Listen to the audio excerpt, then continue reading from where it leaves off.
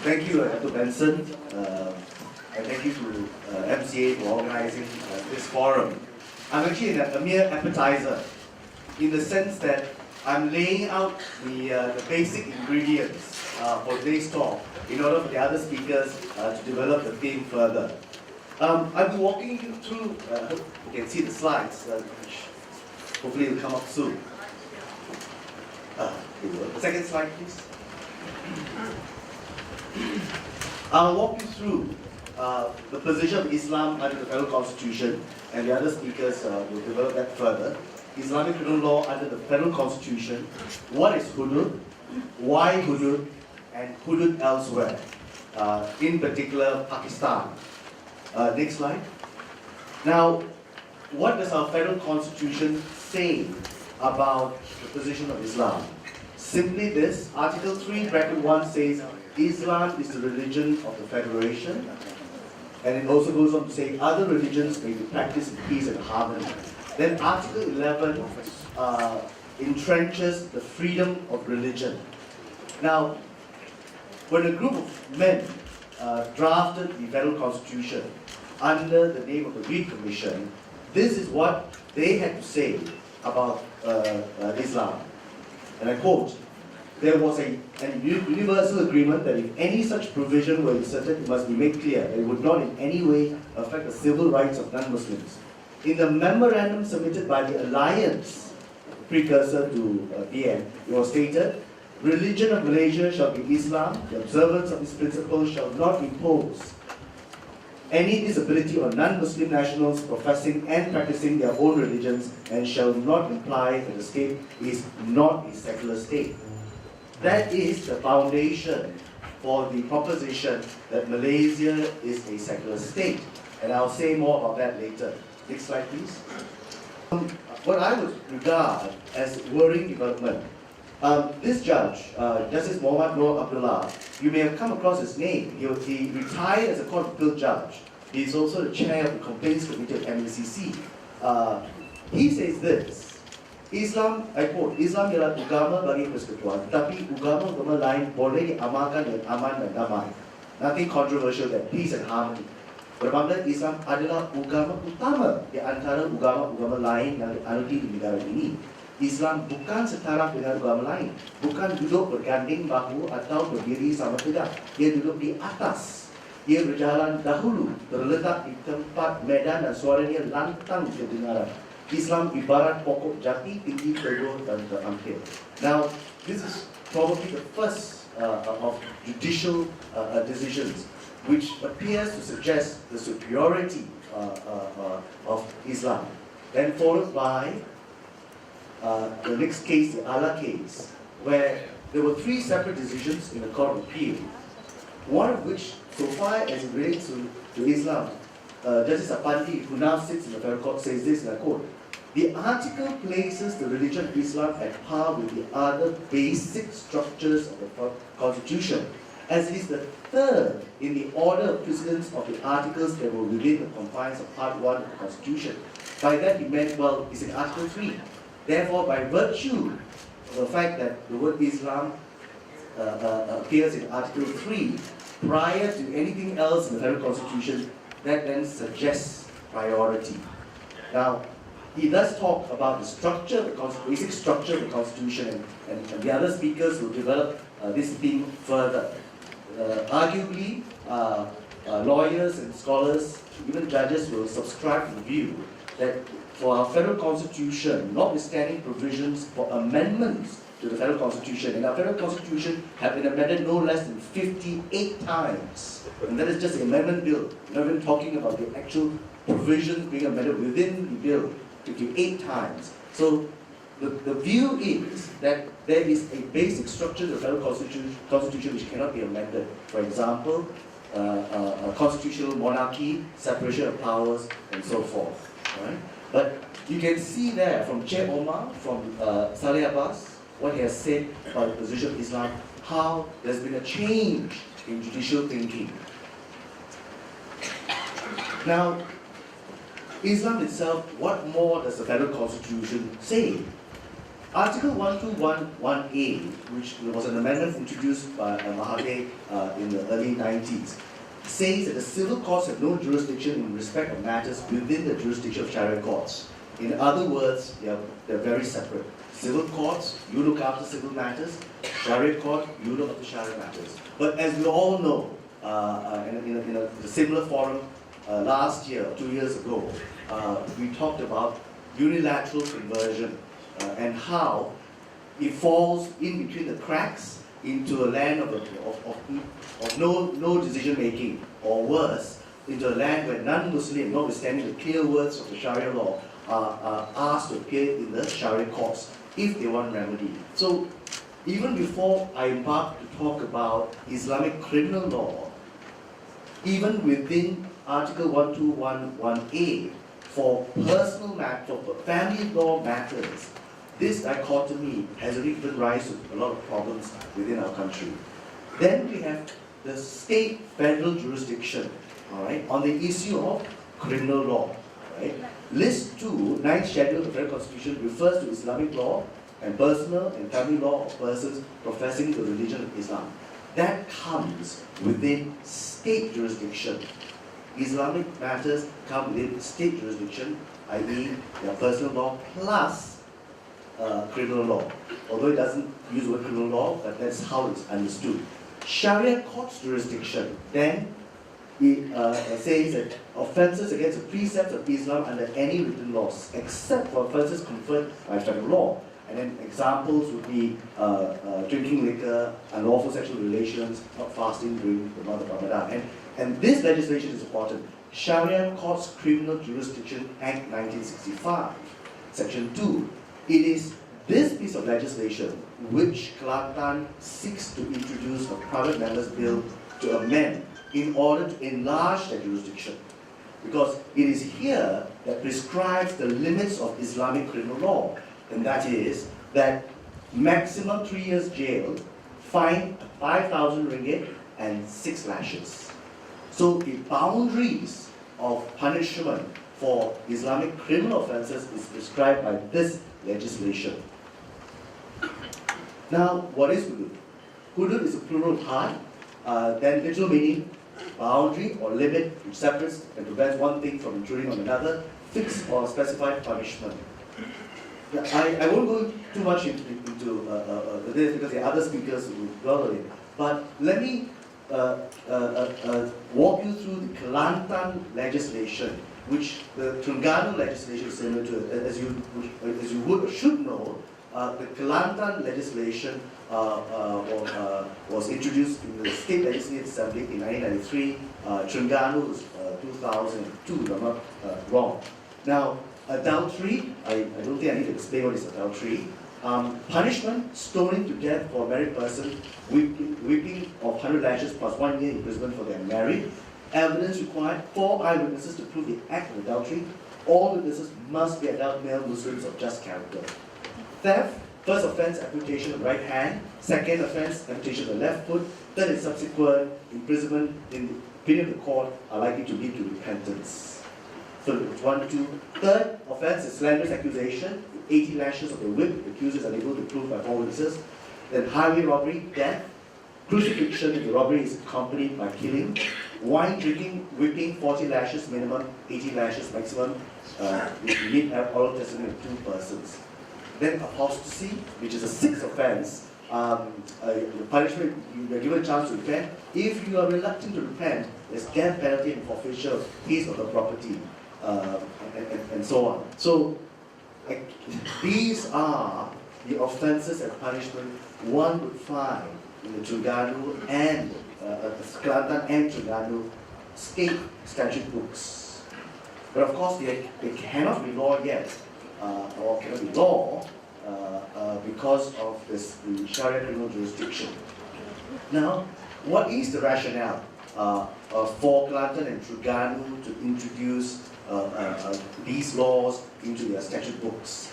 I picked up the speech by Tuan Haji Abdul Hadi, Now, psychological effect. I quote, hukuman itu benar-benar menggurunkan bakal-bakal penjenayah sehingga dia memberhentikan hasrat untuk melakukan jenayah. Deterrence. Then he says, yang pertama, aspek spiritual rohani menimbulkan keinsafan. Adanya pengawasan Allah yang Maha Mengetahui sehingga tidak boleh disembunyikan, termasuklah segala yang tersirat dalam hati manusia. Yang kedua, aspek zahir melalui tindakan undang-undang oleh kerajaan dengan keterangan-keterangan dan syarat-syaratnya yang ketat dan tegas. Kesemua undang-undang Islam itu merangkumi segala aspek yang perlu dalam kehidupan manusia.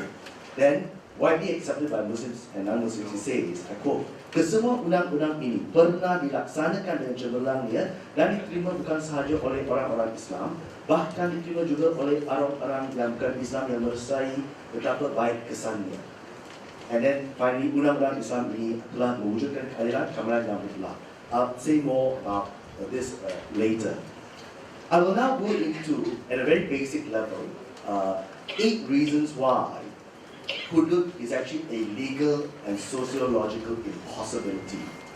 The first of which is the fact that Malaysia is a secular state. I already made reference to recommission, the Supreme Court decision in Che Omar, but let us also find out what did our former Prime Ministers have to say. Tunku Abdul Rahman said, I quote, the country has a multiracial population with various beliefs. Malaysia must continue as a secular state with Islam as the official religion. Puts it on, he says, the nation can still be functional as a secular state with Islam as the official religion. What does Mahathir have to say?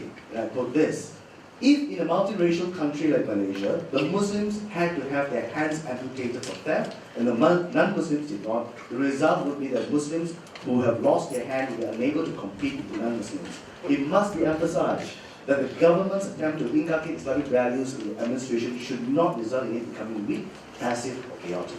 So the two reasons here are firstly, we're a secular state.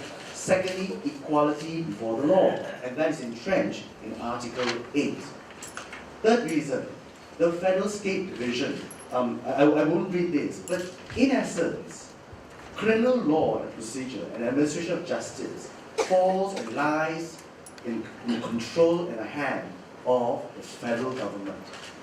You cannot have the state government through Islamic matters, through governing matters over persons professing the religion of Islam, to then impose on them a separate criminal legal system separate from the rest of the country. I will come to this a bit later, but I want to say this. There is no jurisdiction where there is duality of criminal legal system. It's either all hudud or nothing.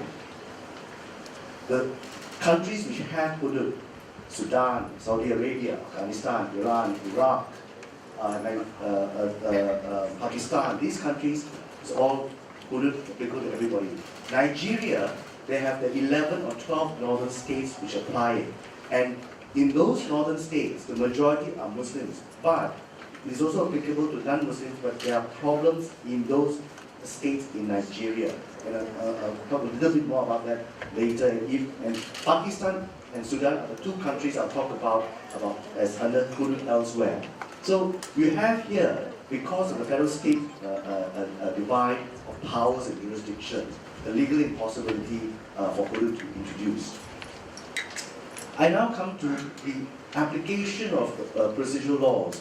Now, what would be admissible and good enough to establish conviction in the non-Islamic criminal jurisprudence will no longer be so in the Islamic jurisprudence. One of which, of course, is proof of adultery, for example. Yeah, under the Kelantan legislation, you have the requirement of 4 eyewitnesses, all of whom must be Muslim male. Then there's also the violation of Article 5, the right to life.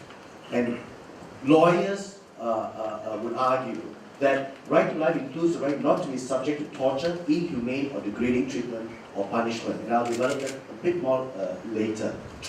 Now, so far as international human rights go, here, although Malaysia is not signatory to the International Covenant on Civil and Political Rights, it is arguable that under international customary human rights law, punishment meted out by amputation, death penalty, and so forth, violates and contradicts what is called the International Covenant on Civil and Political Rights, or ICCPR. Then we have, now this is certainly law in Malaysia. We are a signatory to CEDAW, Convention on Elimination of Discrimination Against Women, and in a High Court decision, in two High Court decisions, we have two very brave, intelligent High Court judges who took the view that CEDAW, this convention, is applicable almost as of right as domestic law. And therefore, if that is the case, hudud, because of its requirements, or rather because of its gender bias, is actually a violation of CEDAW and therefore a violation of Malaysian common law. So we have the Indira Gandhi case, conversion case. We have Nur Fadilah, the pregnant teacher case. Of course, both cases are pending appeal. We await what the appellate courts have to say. Now, let us address the issue or the rationale of hudud raised by Hadi, i.e. deterrence effect. I have up here, under the ranking of Global Peace Index, where the countries which have hudud and where Malaysia stands so far as crime levels go. And Malaysia is the lowest amongst all these other countries, of course Afghanistan, Iran, Iraq, Pakistan, Nigeria, Saudi Arabia, Sudan, and Yemen. So this ranking debunks the argument that hudud can be a deterrent. Now, what about hudud elsewhere? And I'm focusing here on Pakistan. Now, Pakistan introduced hudud in 1979 when General Zia-ul Haq took over. Now, it's very interesting, but if you study history of why hudud is introduced in the countries around the world, including recently Brunei, the suggestion by political analysts appear to be, and historians, that it is used as a means to entrench political power. But that is, of course, a suggestion. Now, percentage of women charged under hudud crimes in 2004 in Pakistan, 88%. Right? 88% of women. Then out of the 88% of women charged with hudud offences, 72% of them were charged under the offences of zina. Then, in Pakistan, this is a development of how unfair it is towards womankind in Pakistan, the implementation of hudud. More than 70% of women in police custody were subjected to rape by police officials. 96, up to 90% of recorded rape victims were in jail because they failed to produce credible witnesses to support the charges of rape. In 2002, there were an estimated 2,200 women prisoners in Pakistan, most of whom were awaiting trial or were convicted under the hudud laws.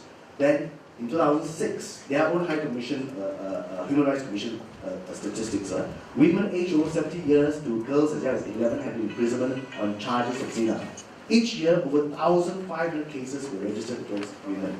I'll leave it to the other speakers to talk more about the offense of zina. Now, in Sudan, their own human rights organization have called for the repeal of hudud. In Pakistan, their National Commission on Status of Women have called for the repeal of hudud.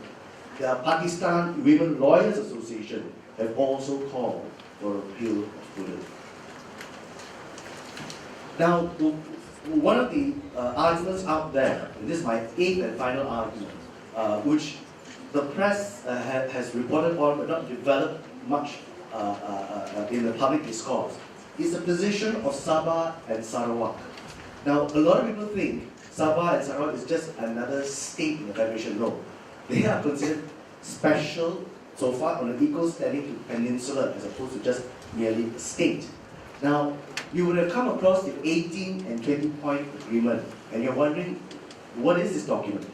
This is a document which actually lays down the conditions of these, of Sabah, Sarawak entering the Federation in 1963. Some of the points in the points of agreement were incorporated in the federal constitution, some were not.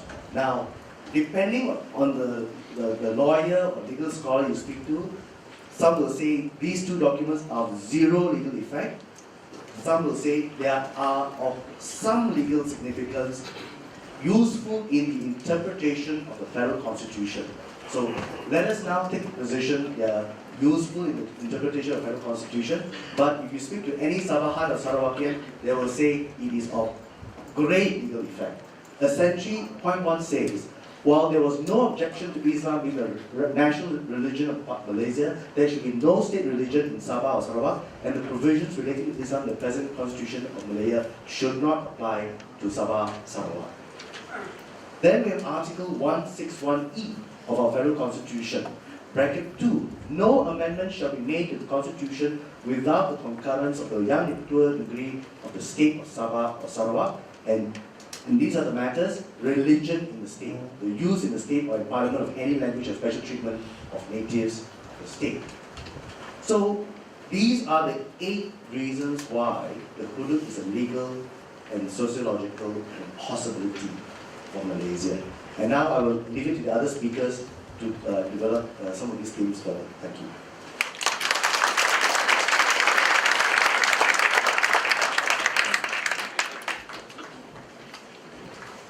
Thank you very much, my learned friend Jimmy. Before I call upon the next speakers for his presentation, I'd like to inform the audience that during the Q&A question, later, after all the speakers have spoken, we will have the Q&A session. However, those who do not wish to stand up to ask the question, but will nevertheless want your question to be answered, you can actually write on a piece of paper and hand it to me. Alright? So, in order for you not to forget the question that you want to ask, you may just wish to jot it down and hand it to me if you so wish it. Now, with that, may I respectfully call upon the next speaker, Encik Azahar Harun, to present this speech. Thank you.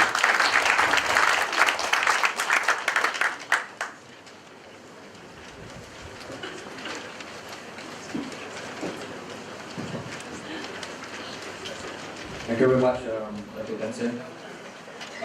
Distinguished speakers, ladies and gentlemen, my name is Azhar. I have to make something very clear before I start my talk. I'm Malay, I'm Muslim, but I'm here today as a Malaysian.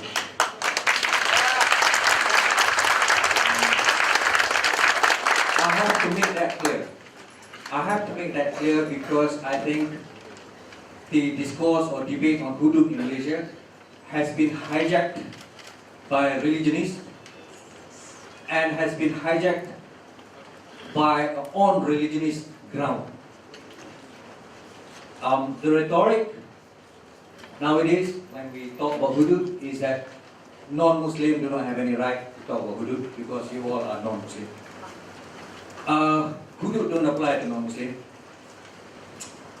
And if a Malay Muslim like me is anti-hudud or I do not want to implement hudud, I am against Islam and against my God, and therefore I am as good as being a non-Muslim. So that is the rhetoric. And that is why I say the discourse and debate on hudud in Malaysia today has been hijacked by religionists on religionist ground. We have to pull that back on track now. And how do we do that? We have to look at the country's constitution. We have to look at our system of law. We have to look at our societal order, our way of life from the day this country was born. And that is the only way of debating and discussing debating and discussing on hudud in Malaysia, not on religion ground. I say hudud ought not to be implemented, not because I'm not a Muslim, and not because I am against hudud. No. I say that because we are Malaysia. From 31st August 1957, we have chosen to lead a certain way of life. We have chosen to spell out all our aspirations as a people and as a nation in our constitution. And throughout the course of time, we have cemented that through our Rukun Negara in 1969, 1970. We have cemented that in Vision 2020. Where is it in the Rukun Negara or Vision 2020 did we say we are going to be a progressive and liberal society with hudud law? Tak ada. So why are we doing this now? The answer is simple. It's political. Past has a wet dream. I have always said this, and I'm going to repeat it. They have a wet dream, and their wet dream is an Islamic state and hudud. That's their wet dream. And no matter what they say, no matter what they agree with Pakatan Rakyat, welfare state and whatever, they will always one day come back to hudud, because that is their base. You know, if that is not lying, I do not know what is.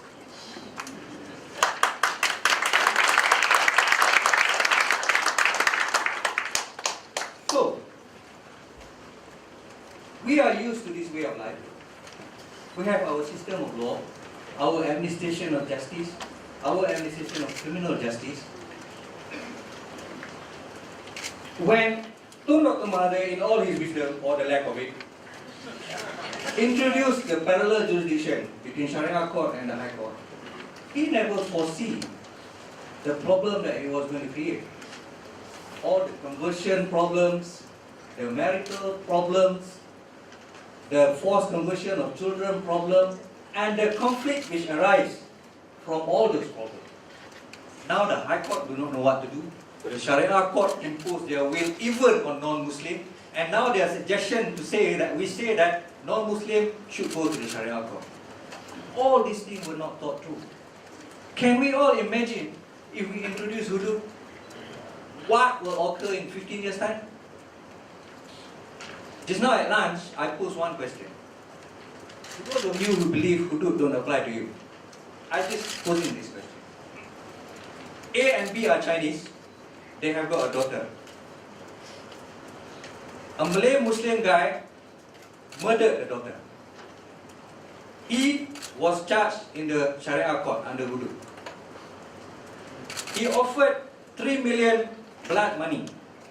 The wife decided to take it, the husband don't agree. Or, make it stronger, the husband decided to take it, the wife don't want to take it. The Sharia court said, hey, blood money is already accepted, he's forgiven. He's free. It doesn't affect you? Yes. Yes. And when we talk about hudud, you know, as Muslim, if the government intends to introduce hudud as per the Al-Quran, as per the God's word, I agree. But we have to be realistic.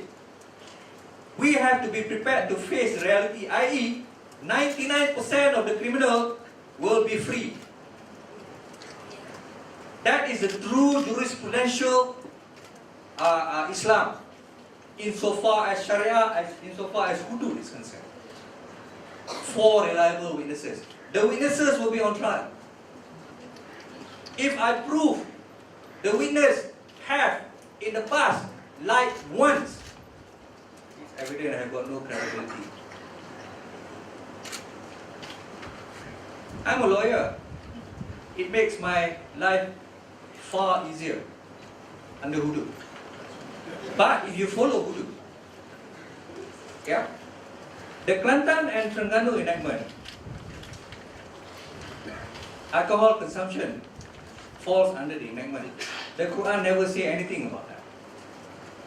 So they say it falls under ta'zir. And here is the problem.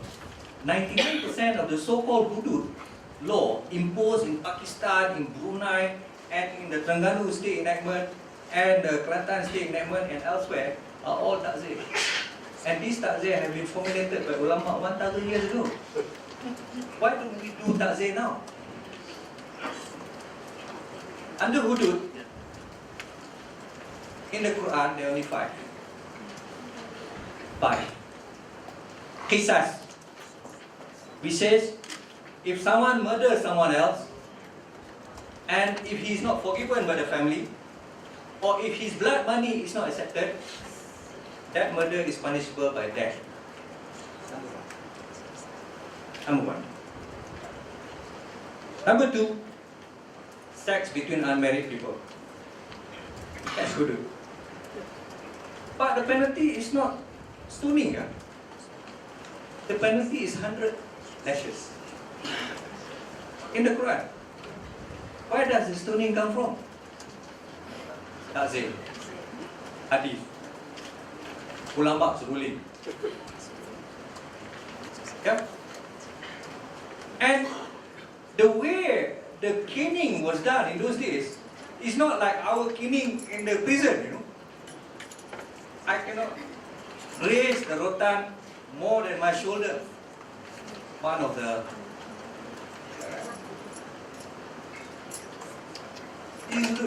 this is a true hudud. I'm for it. Number three. This is very important. This is a hudud. But past, dominated by males, they never talk about this. This is hudud, yeah? A man who falsely accused women of immorality without being able to prove it is punishable by hudud. Where is that in the Kelantan and Terengganu enactment? And why? The burden is on the man who accuses a woman of immorality to prove her immorality. Otherwise, he is punishable by hudud. Yeah? And why is it in the Kelantan and Terengganu enactment, the burden has been reversed? If a woman is pregnant and she cannot prove that she was raped, she is punishable under hudud, under that enactment. Why has it been reversed? Where does it come from? And in Terengganu also, if a woman complains that she was raped, but she cannot prove that rape, she will be lashed. Why is that? And there are many people who say rape can never be proven by the women because you need 4 witnesses. There are strong scholarly opinions which say rape do not need 4 witnesses. But that has never been articulated. How could rape? Who will be so stupid to commit rape in front of 4 people?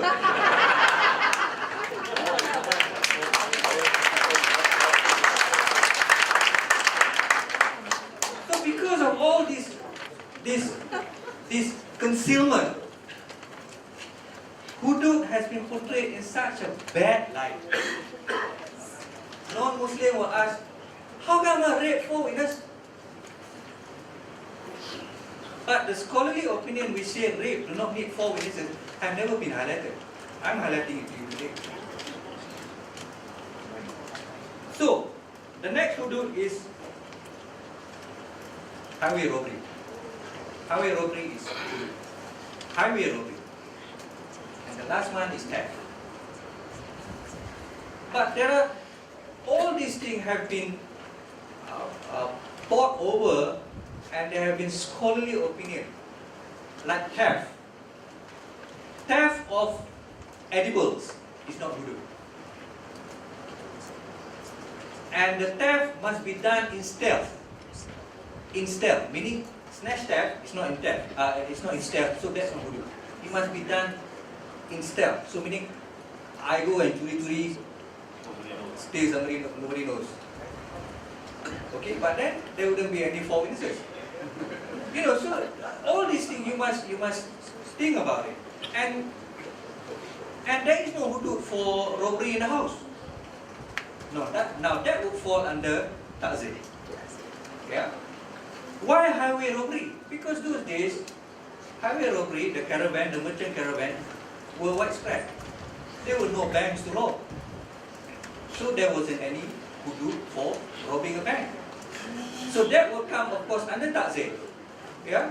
So there must be a revisiting of all these principles. You know, and a new ta'zir probably could be formulated. But having said that, why are we doing it? We have our penal code now. We have our criminal justice system. Why must we change?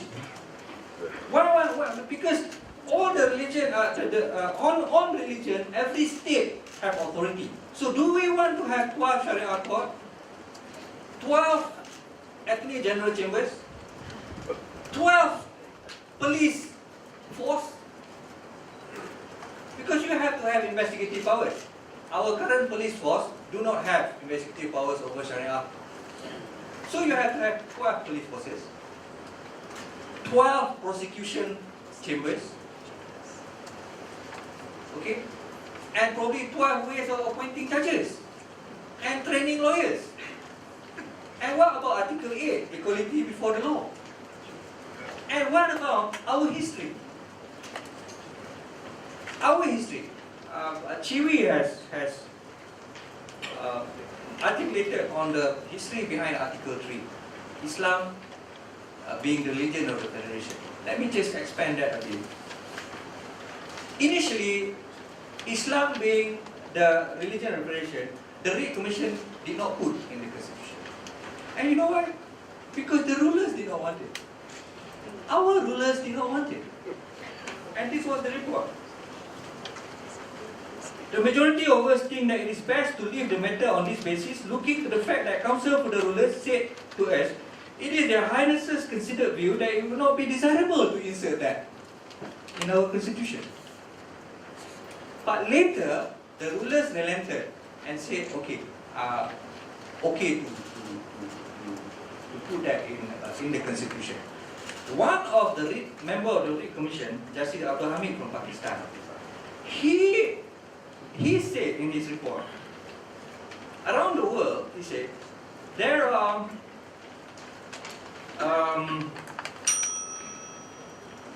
16 countries which spell out certain religion as their religion of federation. He said, among the Christian countries, Ireland, Norway, Denmark, Spain, Argentina, Bolivia, whatever, spell out that Christianity shall be the religion of the federation.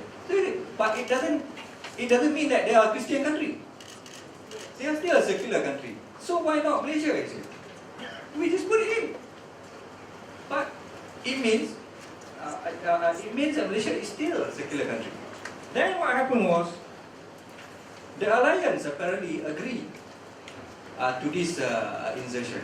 But in the book entitled The Making of the Malayan Constitution by Joseph Fernandez, this is very important. The UMNO leaders contended that provision for an official religion would have an important psychological impact on the Malays. But in deference to the objection of the rulers and the concern of non-Muslims, the alliance agreed that the new article should include two provisos. First, that it would not affect the position of the rulers. Second, that the practice and propagation of other religion in the federation would be assured under the constitution. And this is important. I quote in verbatim. The MCA and MIC representatives did not raise any objection to the new article, despite protests by many non-Muslim organizations, as they were given to understand by their UMNO colleague that it was intended to have symbolic significance than practical effect, and that the civil right of the non-Muslim would not be affected. That is the historical background. And why are we now clamoring for Islamic this and Islamic that, hudud this and hudud that? That is the basis of the establishment of this nation of ours. That is my stand. I'm not against Islam. That is my stand. Whether my stand goes against my God, that is between me and my God. At the end of the day, I will answer to Him. And nobody will be able to help me. That is my stand. And that is why I say the discourse on hudud has been hijacked It is up to us to bring it back to track.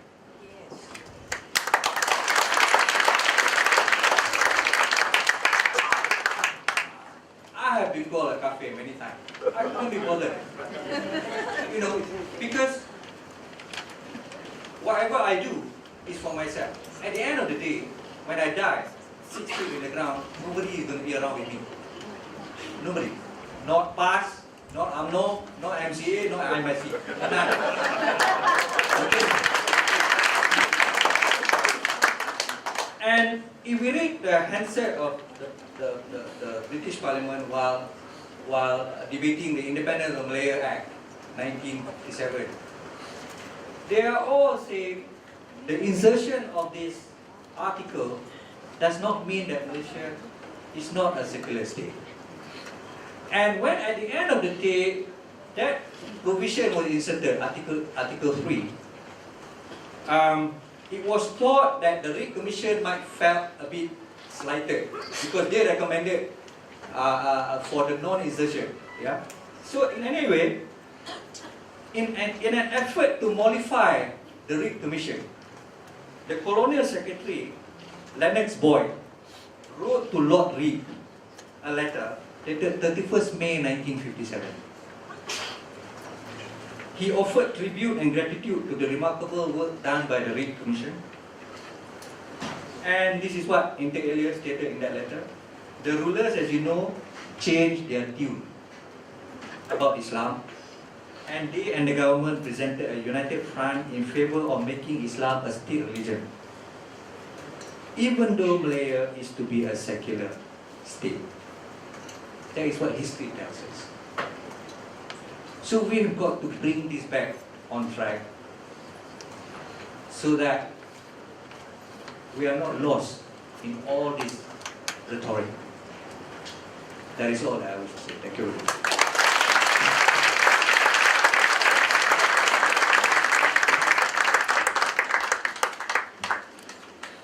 Thank you very much, my learned friend, Sheikh Azhar. I must say I'm indeed, as a Malaysian, very proud of your courage and trying to right what is obviously wrong. Also, now, before I call upon next speaker, I must thank Reverend for highlighting to me that the rostrum as it is placed may not be ideal because the good number of audience are unable to have eye contact. Given the circumstance, perhaps if I may suggest that the speakers have choices, because we are a democracy. So speakers have choices. They can either speak from where they are seated, or they can stand before the crowd if they are comfortable. So with that, perhaps may I respectfully invite my learned colleague, Saudara Gamping Siu, our former Deputy Minister of Youth, Sport and Culture.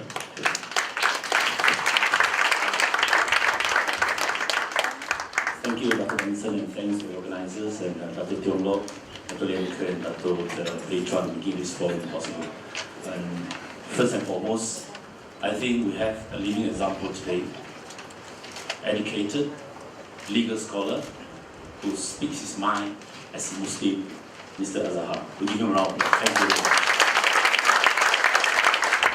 Now, from MCA's point of view, this afternoon I'm going to bring up 3 points, three views. First is MCA's stance and the reasoning why we do not agree with the implementation of hudud. 2 is the historical perspective, and third is some misconceptions about the legal points. Why I feel, and after reading the legal documents, that we do not need to amend constitutions to implement hudud, and it is therefore almost most important at this juncture that this is a crossroad for this nation, that we must make a stand very clear. And actually, at the end of it, I will sum it up and call upon our Muslim friends all to stand up for the occasion. Now, first, allow me to express MCA's political stance. We are against the implementation of hudud. There's no doubt about that. Of course, there will be quarters there'll be people accusing MCAs for being anti-Islam. And we're telling you, and we're telling everybody, and I'm sure everyone in this room, no one will be against Islam as a religion, as a faith. I think I'm correct on this one. But true Hudu, as what Saudara Rasa has said, or even past version of Hudu, is the words, or even past belief, what they think is the words of God. The true Hudu is the words of God Allah, reduced into writing in the Holy Quran, and it's also written partly in the Sunnah Hadith. And there's no question about that. And on the other hand, we all believe in the freedom of religion, we believe in the freedom of faith, and therefore, because of this fundamental belief, we must understand and comprehend. It is difficult. It is indeed. We must understand that we shouldn't expect our Muslim brothers and sisters openly question the words of God reduced into Holy Scripture. You ask them the questions and even to reject openly, say, look, Hudu is not part of the Holy Quran. It's not true. It is written there. And that is the first step we must understand the Muslims, brothers, sisters, their psychology and their religious belief. And therefore, and I think it will not be reasonable for us, to expect our Muslim brothers and sisters to reject Hudu as it is. Just to reject. I'm against Hudu. For Muslim friends of ours to say so. I think it's not reasonable for us to expect our Muslim friends to say exactly that. Because it's written in the Holy Scripture. And we believe in freedom of religion and faith, so we shall expect that stand. But that said, on the other hand, we observe the bulk of the OIC countries, or Muslim populated countries. OIC countries about 56 or 57. Throughout the world, there are about 1.6 billion of Muslims. That represent about 23% of world population of a great religion. But out of these 56, 57 countries, there are only 14 countries implement Hudu. Why? And these 14 countries definitely do not represent the entire 1.6 billion of the population. Why? Number two, there were plenty of Islamic scholars' view. They call for what we call suspension or moratorium of the implementation or application of Hudu. What does that mean? They were of the view that we should, at this juncture for the Islamic world, that we should emulate the practice of Caliph Omar Al-Khattab. Who is Caliph Omar Al-Khattab? The Muslim will tell you he's the companion and the second successors of Prophet, peace be upon him. And he's the most one of the rightly guided Caliph, accepted by Shia, Sunni, Khariji, Sufis, Ahmadiyya, whatever we call it, whatever denomination, whatever schools, whatever mazhab, they all accept the fact that Caliph Omar is one of the rightly guided Caliph accepted by all. And during his era, he suspended the implementation of Hudu. For a very simple reason. Because there was famine, there was drought, and then the environment, the social context then was unsuitable for the implementation of Hudu. And the whole theory is what? We must understand one thing. The great religion of Islam is a religion for compassion, religions for justice, equality, and advocate moderations, or what they call wasatiyah. So these are the core central values of Islamic teaching. And this is the values, I think, is common to all great religions, be it Christianity, or the Chinese, or the Hinduism. This is common to all, this is what we call the universal values. So there was a reason why, during that period of time, even the most trusted companion of the Prophet was of the view that it shouldn't be implemented. What about today? What about today? If we believe if the Muslim world, my understanding is the bulk of these Muslim scholars, they believe that their priorities is in fact in the propagations of Islam to teach the core values of justice, equality, moderation, and compassion. This is the overwhelming, overriding Islamic values. So if any practice, any implementations of rules and regulations that run counter to this, is a disservice and will cause injustice or gross injustice to Islam. And that is, to my understanding, is the majority legal and Islamic scholars' view.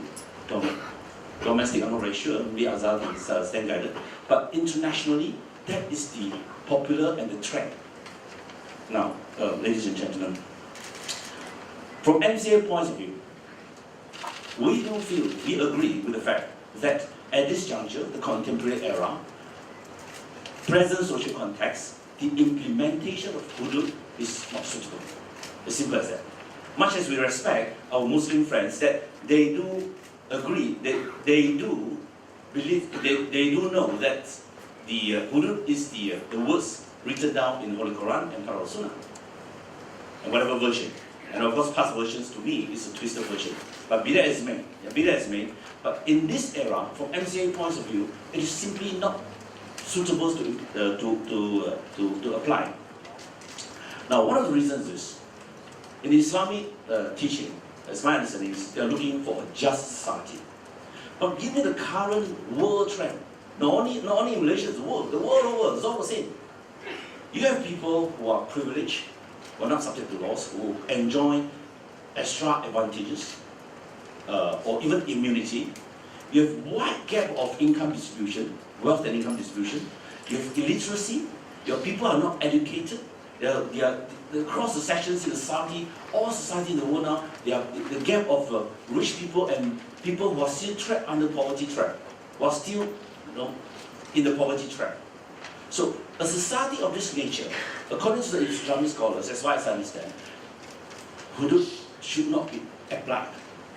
And that, coupled with the fact that in Malaysia, we are not 100% or even not 98% of a Muslim nation. No. At best, it's about 60% are Muslims. And what about the social structure of this country? Our social structure of the country, multiracial, pluralism, different traditions, and whenever we say Malaysia truly Asia, and why is it truly Asia? Because of 4 great civilizations of the world. You can find it in Malaysia: the Chinese, the Hinduism, and Islam, and the Christianity. You can all find it all in Malaysia. Other civilizations, probably like Egyptian, maybe, probably you can only remember the pharaoh and the pyramid. And the great civilizations, great religions, you can all find in this country. And therefore, we cherish what? What do we cherish? We cherish the universal values, not only one particular values. But if Islamic value, Christianity values, or even the Chinese Taoism's or Buddhism's values, or Hinduism's values, which is common to all, the common factors for all, we all agree. And this is how this country is built. And therefore, from MCA points of view, if we want to implement hudud, imposing one particular version or twisted versions of past hudud to impose onto everybody, I think it's not fair. We disagree fundamentally. And that is MCA points of view. And therefore, on this political view, I think it is important for us to understand and to make a clear distinction. Okay? The fact that the Malay Muslim in particular, they accept hudud is in their Quran and Sunnah. But to implement it is a wholly separate issue. And therefore you see, PM in 2011, 24th of September, he openly said that BN is not going to implement hudud. No, why is it not going to implement hudud? As I said, the contemporary era, the social context, and the multi-racial social environments of this country is simply not suitable to apply. If you implement that, it's going to cause greater gross injustice, inequality, one country, 2 systems, and one country, 2 people, and people are divided because of their faith and religion, and I think this is going to do a terrible disservice to Islam. And therefore, a lot of Muslim leaders, moderate Muslim leaders, scholars, and NGOs openly are against implementation of hudud. Now, number 2 is about the historical context. I think the Azhar and the Sadr Chibi has mentioned some before. MCA as one of the founding political parties of this nation, and we have a duty. MCA has a duty to make it very clear as what Azhar said earlier on, that in 1956, MCA did not object to the insertion of Islam as the religions for the federation.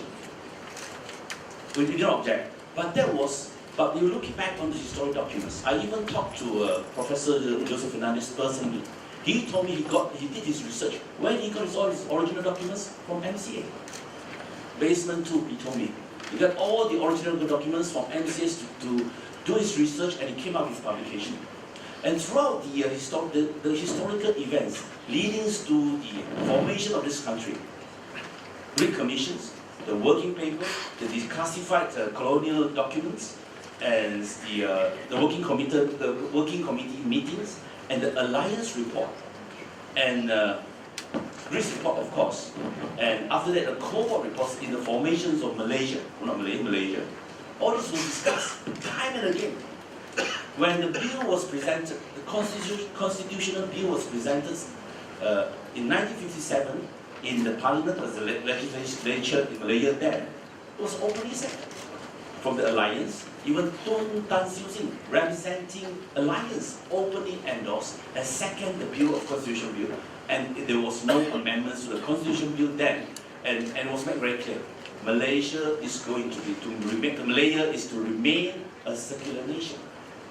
You may have Islam as an official religion, and that religion was inserted on the assurance time and again, many times, for one major reason.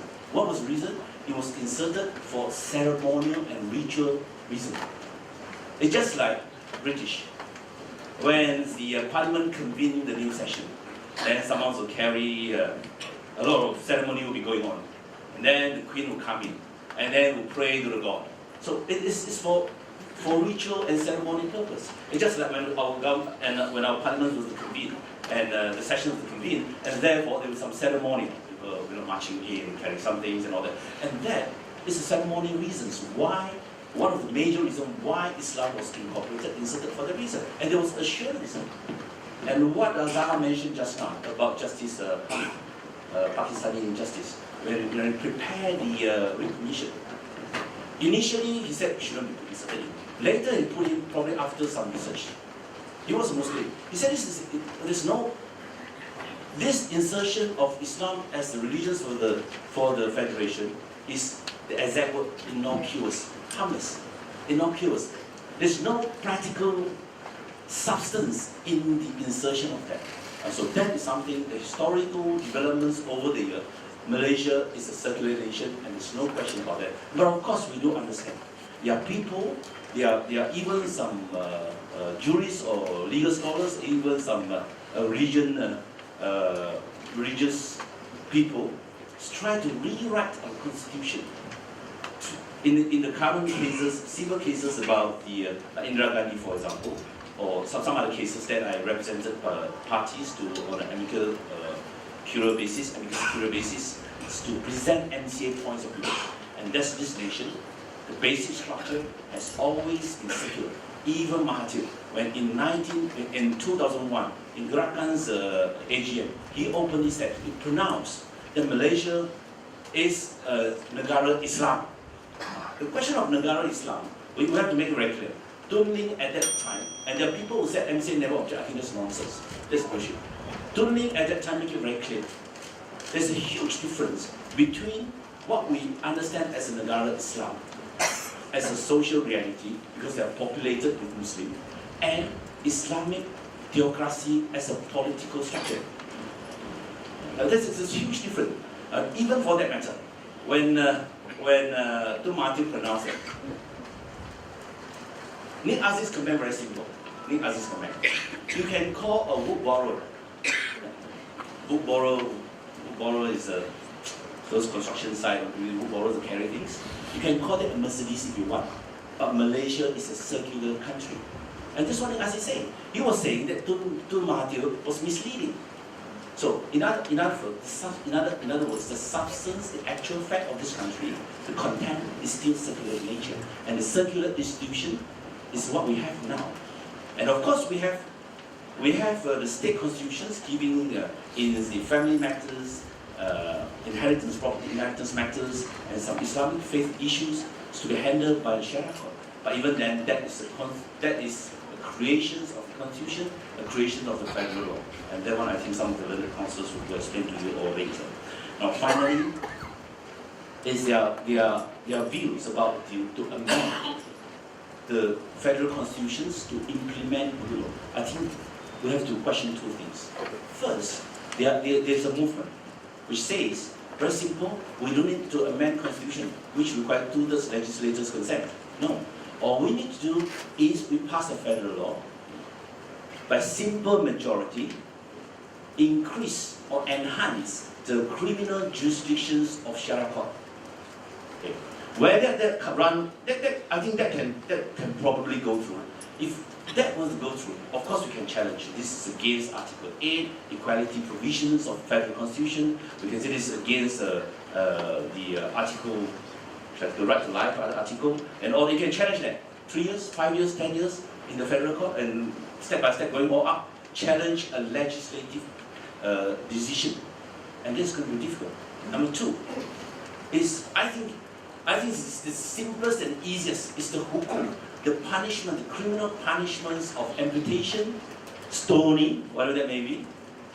All you need to do is amend the penal code, criminal procedures and evidence act.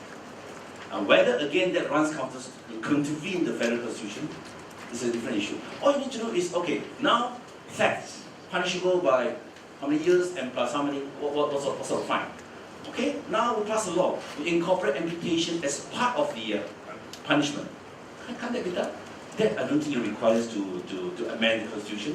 But of course you can challenge, amputation is degrading as human and therefore runs against the rights of life provisions of federal constitution. That's a long process. And then the question is, because you have a simple majority who endorses, and then the democratic arguments will be confused. Then we're going to argue this and argue that. 3 years, 5 years, 2 elections after that. We will not know what will happen after that. And therefore it is important at this juncture, we must make our mind very clear. If we do not agree with the implementations of hudud, we make it clear with good reasoning and why. Islamic scholars disagree, international views disagree, and Malaysians' population structures and basic structure of this country is historical background, and what we want now is we disagree, and we make it loud and clear. Friends, it's easy for us, and if we were to ask the non-Muslims throughout the nation, those who understand the issue, I would say easily, the non-Muslim, 95% would say no. If not 99%, would say no. But that's not good enough, friends. We must encourage our Muslim friends, Muslim leaders, the silent majority, someone like Azhar, openly give them the courage and stand by them to openly disagree with the implementation of hudud.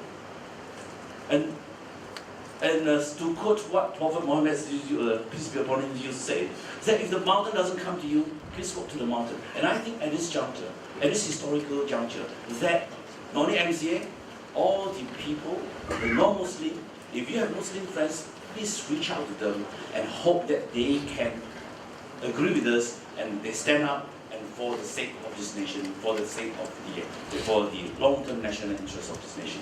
So these are things that I would like to take the opportunity to call upon the members of public, non-Muslim, Muslim alike, to support this movement. And I have to say sorry, I apologize, I have to leave earlier and may not be able to stay on for some prior engagement. And thank you very much again for giving me the opportunity to share with you my views. Thank you.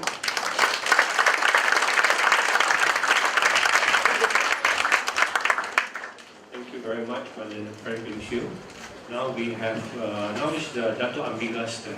Really, can we please welcome her? Thank you.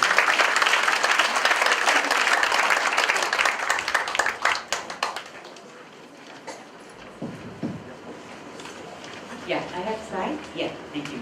Could you go to the first slide, please? Thank you. First of all, I'd like to say thank you very much to MCA inviting me for the first time to this place.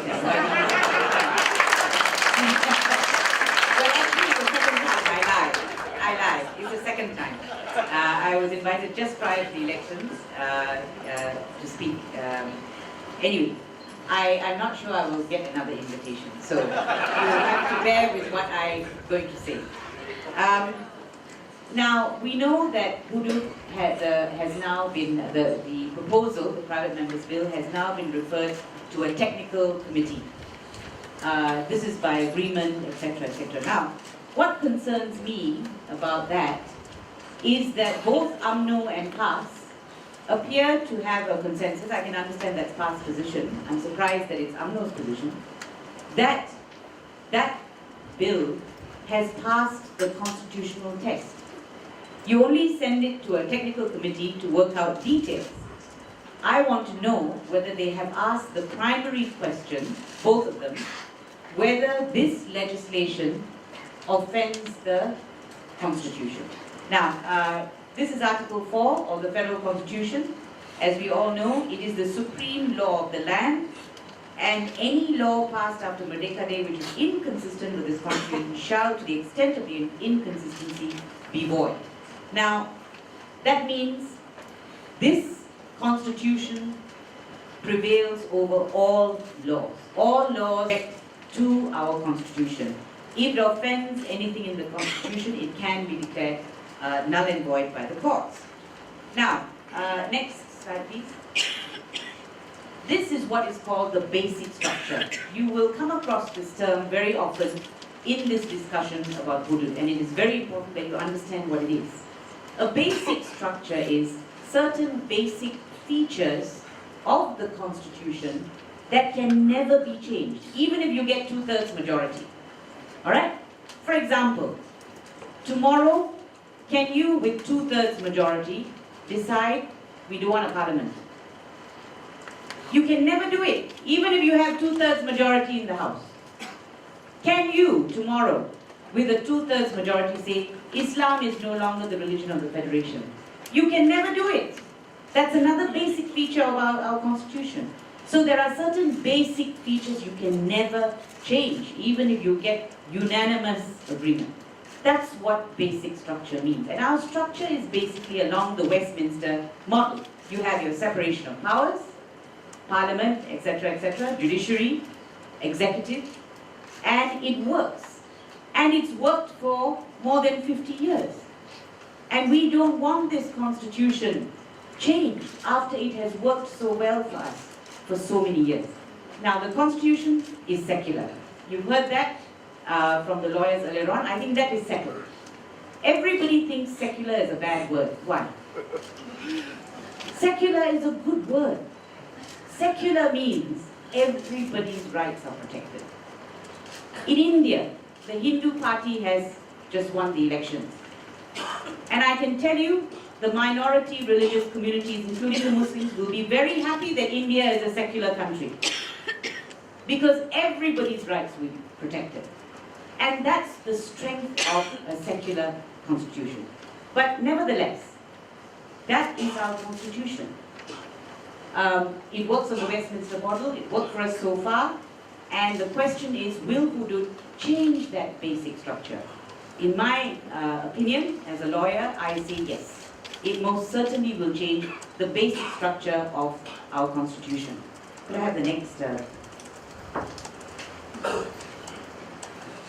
Now, I have put up 2 slides on our fundamental liberties, but these are some of the things, some of the reasons why the hudud may well offend the federal Constitution.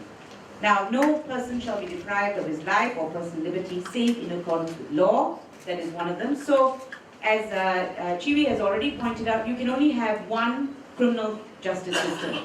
All right? When it is a life sentence, all right, it is very, under the present system, before you impose a death penalty, it's a very serious issue. And there are many, many safeguards that are built into the system. That's the system we have at the moment. Now, the hudud system would be different. The way in which they arrive at the decision to stone or for a death penalty would be different. So there is a possible infringement of Article 5 because there's a right to life under Article 5. All right, I just put in no person shall be held in slavery just to show you that these are all our fundamental liberties under our Constitution. We have Article 7. It says no person shall be punished for an act or omission which was not punishable by law when it was done or made, and no person shall suffer greater punishment for an offence that was prescribed by law at the time it was committed. Then we have 2. A person who has been acquitted or convicted of an offence shall not be tried again for the same offence. This is the double jeopardy point. And actually, it happened recently under the PAA where people were released and charged again. That is one of that is actually that offends this provision of the Constitution. Then, next slide please, you have Article 8, equality. Within hudud itself, there is discrimination between men and women. And actually, I would like to hear the opinions of the women. I really would. Maybe you don't mind, but perhaps for your daughters, you should really be looking at the manner in which this law is proposed to be implemented. You've already heard, and I think Terengganu enactment, a woman who reports she is raped, now this is from Zaina Anwar's paper, who reports she is raped will be charged for Gaza, how do you say that? Gaza. Slanderous accusation, and flogged 80 lashes, and if she's unable to prove it with the evidence of 4 witnesses of 4 just men. Now, 4 just men would not stand by and watch a rape happen without intervening.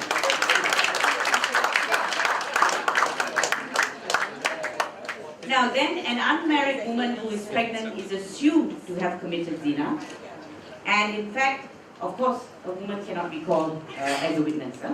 So, and neither the evidence of a woman and a non-Muslim is much lower. In fact, I don't think they are allowed to give evidence in certain instances. It is the evidence of men. So, there are obvious inequalities within that system. So again, how does that sit with Article 8, which ensures equality before the law for all, gender as well. Gender equality is also assured. So that's Article 8. Now I've put in Article 10 and 11. Why? Because I want to show you, I also wanted to make another point about human rights. The Prime Minister, of course, has come on and corrected the statement that he made a few days ago, where he talked about human rights. Human rights, what are human rights? Human rights are inalienable rights, which you get the minute you are born. The minute you are born, by virtue of the fact that you are human, you have human rights. Okay? And these are some of the human rights. Freedom of speech, freedom of assembly, in our federal constitution. So nobody can take that away from us. You may not like it, but it's there. Now, I want to talk about, I want to just read Zaina's paper, a little bit from Zaina's paper on gender. This is what she said. PAS and UMNO leaders need to recognize the huge public divide, even among scholars of Islam, on the application of hudud this modern age. There are those who believe in the immediate enforcement of hudud, as many PAS members and supporters do, and even some in UMNO. Others believe it is dependent on the pre-existence of a just society, so that any violation will constitute such an affront that merits severe punishment supported by the community. So this is what Zaina is saying. There are differences in opinion. And here's the thing. Now, God is perfect in all our eyes. Islam is perfect for the Muslim. Christianity is perfect for the Christians. Hinduism is perfect for me as a Hindu. But we are not perfect. Humans are imperfect. And that is why there are differences in even the interpretation of God's law. If that is the case, is it safe to accept one school of thought and say this is right and this is what I'm going to do, particularly where the penalty is extreme, and nobody can deny it's extreme. It is in fact the most extreme form of punishment. When it is so extreme, what is the path that should be taken? I'm urging this opinion on those who are talking about hudud. The path of moderation, I would have thought. The path of reasonableness. The path that allows you to be a modern Muslim nation living in this globalized world which enjoys universal principles of human rights. And Malaysia has sat on the Human Rights Council. We like sitting on the Human Rights Council. We always want to be on the Human Rights Council. We now want to be on the UN Security Council. We want a seat. We want to be part of the globalized community. Where does this sit with that aspiration? Now, the other thing I want to add, next slide please. This is important now. This is the oath a member of parliament takes.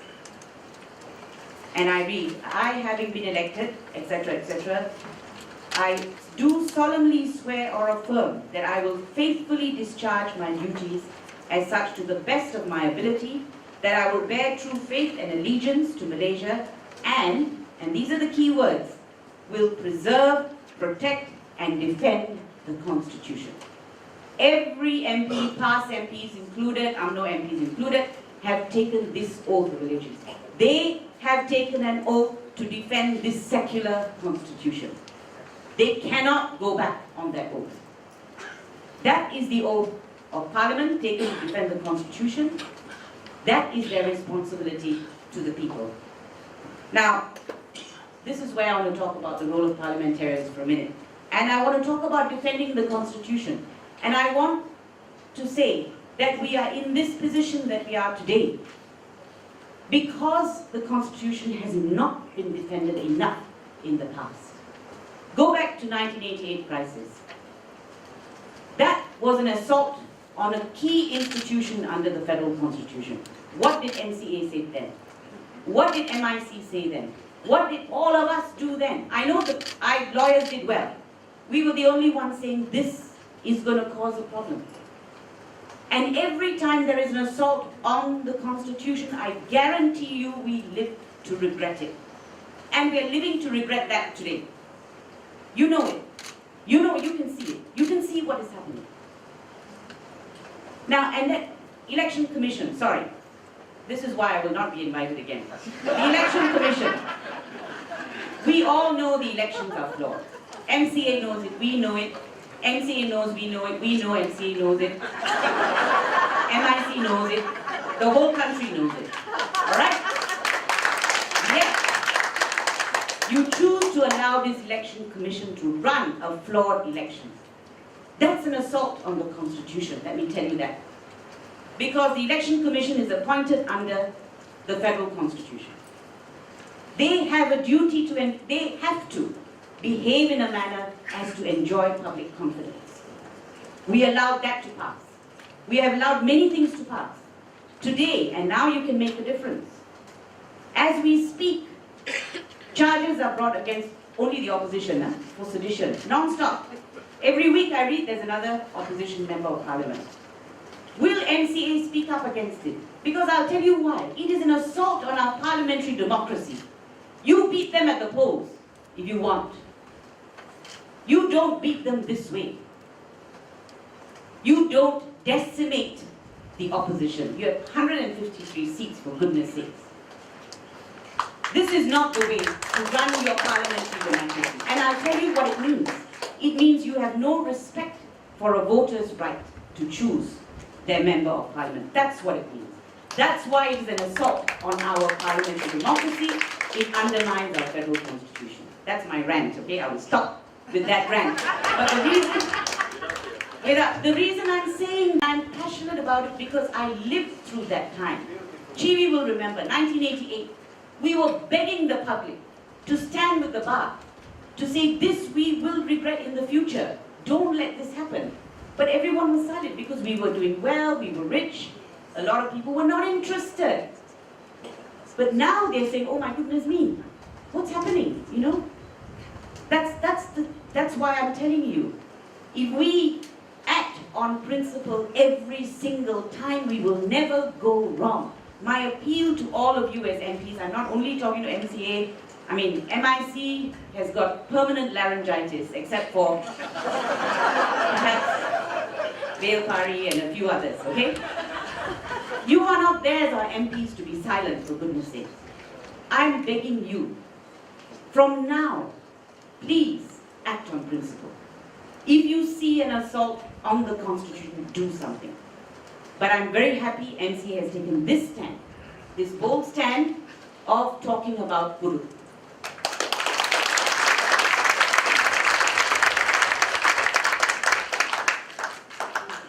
Now,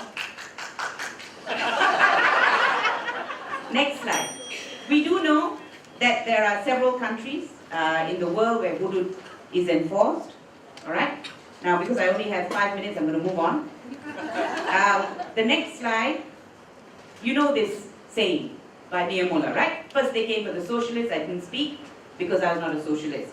Then they came for the trade unionists, I did not speak because I was not a trade unionist. Then they came for the Jews, I did not speak out because I was not a Jew. Then they came for me, and there was no one left to speak for me, which is why we must speak up now. Absolutely. And let them not say, because you're non-Muslims, you can't speak. ISMA has already come out with a statement to say they want hudud to apply to everybody else. The minute they did that, it's open for all of us to speak. I thought it was open anyway. Of course we must speak. This is our federal constitution we're talking about. This belongs to all of us. It is going to change our way of life, as Azhar said. Now, I actually put up 3 slides. But I'll ask you to read it on your own because I have a few more things to say. This is the speech by the Prime Minister, which I think was a statesman-like speech, 2012, when he launched the global movement of moderates. You must read the speech. Please go home and read it. But if you can even see a few of them. It says all the right things. But what they're doing now doesn't accord with what the Prime Minister said in 2012. That's why I'm surprised. Now, I'm going to finish with this. I have some things to ask of PAS. And let me tell you, I have great respect for many people in PAS. But subject to that, how can you, knowing the system we are in right now, suggest an extreme form of punishment? How can you, knowing GST is coming, people are going to be strapped, there's going to be poverty, how can you suggest hudud? That's not a priority.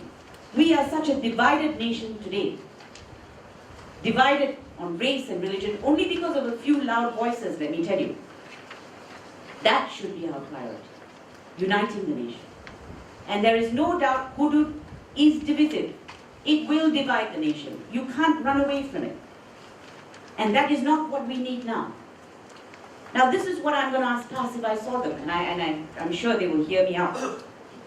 Having stood in the elections on a platform that hudud will only be implemented by consensus amongst the Pakatan Rakyat, do you think you should be explaining to the Rakyat why you have changed your stand in less than 1 year? That's my first point I will make to you. You advocated the welfare state, which received wide support. What has happened to that? Now, and then I would also ask PAS, in view of what you know about our system, please reconsider. And in view of the present social situation where the country is so divided, I urge you to reconsider this hudud bill. That's what I would say to PAS. Now I have 10 questions for all the proponents of hudud. Their questions. First of all, first question is, have you looked at the federal constitution? I want to know who's sitting on the technical committee. Are they constitutional law experts as well? That's my first question. In fact, are the present Kelantan and Terengganu state enactments legal? But of course they've been passed. That's something that has to be challenged in court. Second question, and it's what I've said. This move will create a deep division between Muslims and non-Muslims. Is that an acceptable situation? Is that something you have thought about? Question 3. Are you aware that many Muslims are terrified by the prospect of hudud but are afraid to speak up? Are you listening to their views? Are you prepared to hear them out without calling them anti-Islam? And if anyone calls them anti-Islam, will you stand up and tell them that's wrong? That's my question to the proponents of hudud. Question 5. is there room to argue that, isn't it true that there are differing views on implementation of hudud? Have you considered those views, number one? And number two, have you considered the situation if you fail to reverse a punishment? Let's say after you chop off someone's hand or foot, you then realize a mistake has been made. Have you thought about that? It is not something you can reverse. Of course, it's a problem, even death penalty in our system. And that's why we say we are against it. We're against all forms of corporal punishment. Let me tell you, it's not just hudud. We, as far as we're concerned, the bar and so on, we are against all corporal punishment. Now, question 6. Are you aware of studies that show that women suffer badly? There are those in, are you aware of those studies? There are many studies from many of the countries. Then, my next question is, question 7, what has made UMNO change its stand on hudud? Question 8, if even the Sharia system as it now stands needs improvement, how is it possible to introduce hudud? You know the problems, I think Azhar has already alluded to that. The problem between the Sharia and the civil jurisdiction. Question 9, are those who oppose hudud going to be invited onto the technical committee? I think Azhar should be there. Now, my final question is, how does hudud accord with the global movement of moderates? Now, I will end by saying this. Malaysia has the potential of being the Switzerland of the East. I've traveled recently to Hong Kong, to Singapore, and I'm sitting there thinking, they're getting on with life, you know. They're moving to conquer the world. What are we doing? What are we doing for our people? What are we doing to ensure that the next generation, that the country that we're building now, it will be a wonderful country for the next generation? Why can't we make that our focus? Why are we allowing people like Isma to come out? Actually, that's freedom of speech, let them say what they want, but they get a lot of coverage. To divide the nation, to attack the Chinese. And by the way, when they attack a whole community, they disrespect the federal constitution. Why? Because you're citizens. They have no right to attack communities who are citizens, asking, where did you come from? You don't deserve to be here. They have no right to do that. Because when they do that, as I say, they disrespect the Constitution.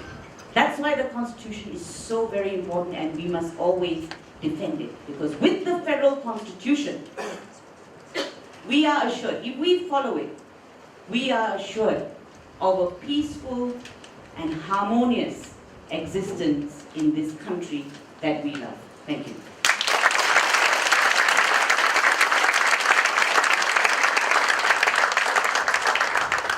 Thank you, Dr. Ambiga.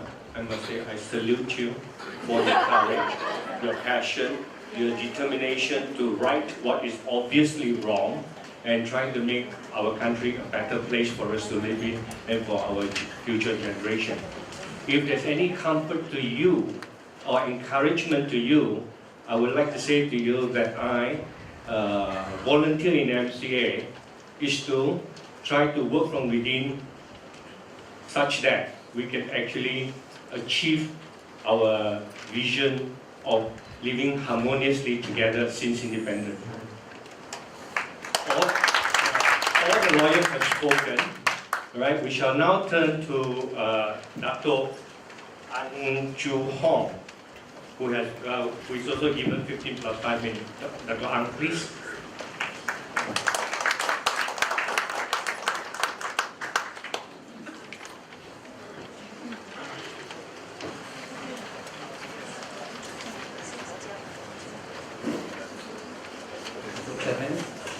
Fellow panelists, ladies and gentlemen, you have heard 4 persons spoken so far.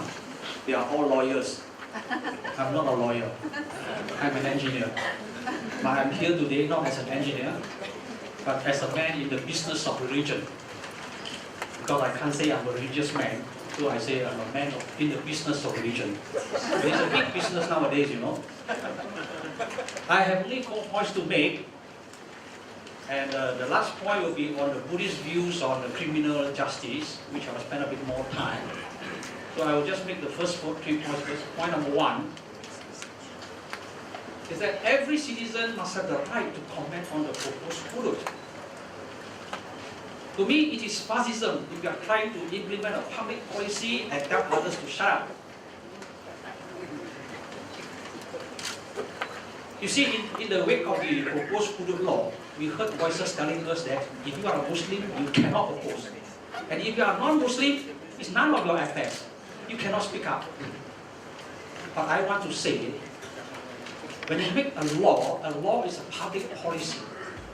In any democracy, any public policy entails public participation, public debate, public engagement.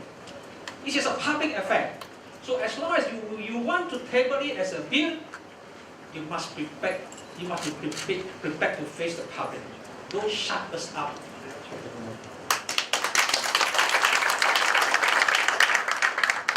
Now, if at this moment, even before the bill becomes a law, you are already telling us to shut up, what would happen if it becomes a law? What can we make? What you can make it? So this is the first point I want to make, and I think every right-minded people must speak up. Okay, point number 2. We have so many reasons why people are against hudud law, you know. MCA came up with 10 reasons and things like that. Some say it's too cruel, some say, you know, it doesn't fit into the modern world. I don't care about all these arguments. I only want to address one primary question. Can we allow the dictates of law to make, dictates of religion to make law? Can we allow religions to make law? I'm in the business of religion, you know. And I also like to have religions to make law, you know. It makes you feel great, you know. It makes you feel that your religion is great and you are powerful and things like that. But can we allow religions to make law based purely on the dictates of religion? First, I want to say is, religion is primarily a system of belief. And if everybody wants to put their system of belief to become law, you can imagine the amount of chaos. And in every religion, you have sects. In every sect want to put their religions into the law, you can imagine the amount of chaos. And if every religion is, mind you, we can be belonging to the same religion, our views of religions are never the same. If you give a piece of paper to 10 people here, and ask them to write down what do they understand by God, you will get more than 10 answers. Every one of us will understand differently. So if everybody says, based on my belief, that must become law, can you imagine the amount of chaos? And in fact, it's already happening now. Yes. Correct or not? Yeah. So, at the beginning, those proponents who propose laws based on religion will argue with you based on rational reasoning. Based on what we practice in the secular world, based on rational reasoning. So they tell you why we need to have such harsh laws, so that we can bring about justice. They will argue with all sorts of arguments, which appeals to reason. And when they fail in appealing the reasons, they will threaten you with name calling. You are anti-Islam, you are anti-Christian, you are anti-this, you are anti-that. And if all that failed, finally they will come out with one standard answer, which I've heard in many inter-religious forums. Sorry, I can't help you, it's in the religious text. You must follow. Now, the moment you say, you forget all about your rational reasoning and goes only to the text, that is where the danger lies. Because that is where you bring in religions. Now my question is, what is or who is religion? Religion cannot speak. Religions cannot act. Religions cannot think. Only human beings can. And only those human beings who claim to be proficient in religions will have the authority to interpret the religion and monopolize the religion and hijack your rights. So the moment we allow religions to make laws, we are in fact allowing a block of people a block of bigots who think they can represent you in regions, who think they monopolize the communication with God or with the divine, with the Almighty. And this is where all the problems will come. So to me, the objection to hudud is not just a matter of objection to hudud. If we allow hudud to happen, we are ushering in more things. We are allowing religions to creep into our public sphere of life, and where we are told you cannot speak up. So we must understand the grave situations we are in. The moment we allow this to break through, okay. But of course, sooner or later, all those people in the religious bloc or in the bloc who control the religions, they will split up one. They will fight among themselves. Then the country will get into bigger chaos. Because they are also ordinary human beings like you and me, you know, except that they claim to be religious only. Okay? Now, so when that happens, then our fundamental citizenry rights will all be taken away. And that is the beginning of all the problems. Okay, my point number 3, I'd like to appeal to all right-minded Muslims to speak out. Because primarily it comes from people who are using the name of Islam. We are told that Muslims cannot oppose hudud. Why? Why is that so? Is it because hudud is divine or divine inspired? If that is the case, then why bring the hudud to the parliament to be passed by ordinary men like you and me? And if it is divine and it is divine inspired, who are the people who drafted them? Are they divine and divine inspired? Actually, we human beings make all sorts of things, you know, but we always label it as religious. And then we claim to be divine. Okay. So even supposing it is divine and divinely inspired, isn't it still subject to human interpretation? All of us in the business region of religion, you know, you like to follow the text. The same text, the same words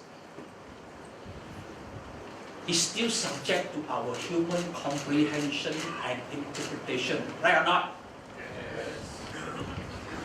So there is no such thing as absolute truth in the sense. The moment it turns into the symbol of words, language, it is subjected to our human interpretation, our own comprehension. And because we have been brainwashed into thinking that all matters of religion we are not qualified to speak, and we are only good to follow the authorities, we have allowed those who think that they know best about religion to speak and think on our behalf. Okay? These people are in reality bigots who wish to monopolize God, who wish to blindfold people so that they can try with the business of religion. So, to me, the right-minded Muslim must speak up. Otherwise, today, a lot of voices are telling us, you know, a lot of words that we were quite used to it, and we were quite happy with words like secular, liberal, plural, democracy. Suddenly, they all become dirty words, you know. Cannot be used now. This is an attempt to silence you, you know. So you talk about pluralism, they say that is Western import. But you know, my Muslim scholar friends tell me, Western civilization is inspired by Islam. So don't blame Western civilization, you know. The present Western civilization derives its root from Islam. Okay? So, we should not allow those people to hijack our rights as citizens. When our rights as citizens, the first thing, right to speak, the voice is taken away from us, then eventually you have no other rights. Okay? So now I share with you the point number 4 about the Buddhist perspective of criminal justice.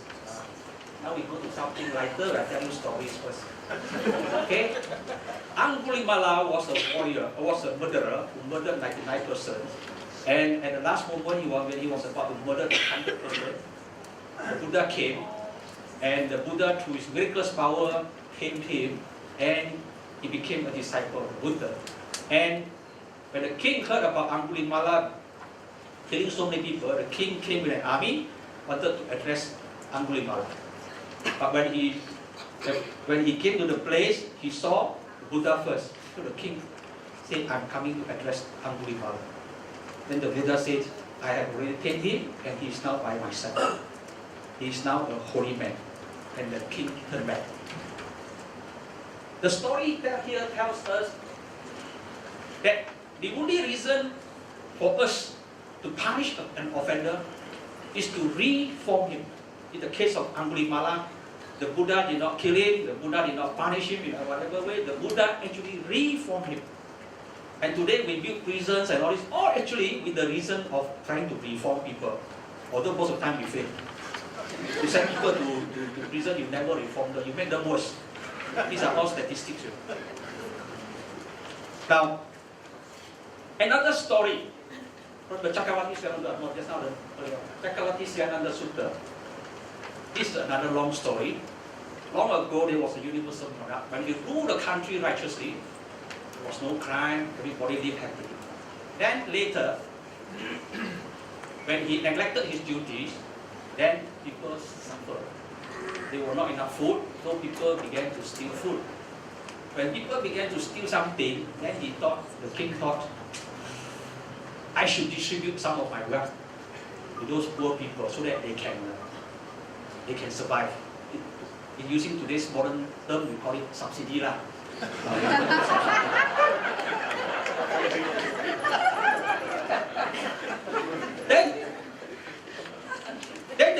Then people realize that if by stealing I can get subsidy, so more and more people steal. Then the king thought, it's not the right way. Now if those people who steal, I'm not going to give them subsidy, I chop off their head. So he gave violence. So he thought by threatening them with chopping off their heads, or like now we say chop off their hands or legs or whatever, by using violent means, you can stop the crime. But instead of doing that, those thieves thought, if I steal and if I get caught, I die. So I must make sure the victims die first. So they began to slaughter the victims. And when the king's army came, they will fight with the king's army. So violence begets violence. So, and because of killing and stealing, then after that, immorality sets in, because then women also steal, women also became poor, then women go for prostitution, then we have sexual misconduct and things like that. So moral decay sets in the society. So that was the story told by the Buddha to the monks. And eventually, when the king put back righteous ruling, then the kingdom prospered again.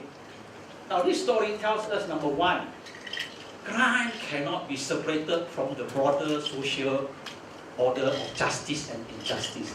If your society is not just, there will be crimes.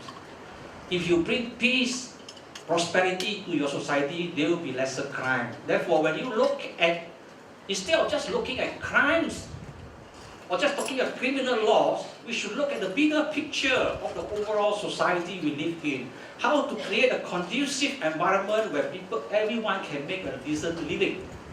Now you look at the next slide, you'll notice that in the Gini scale means if you 1 means very bad, 0 means very good.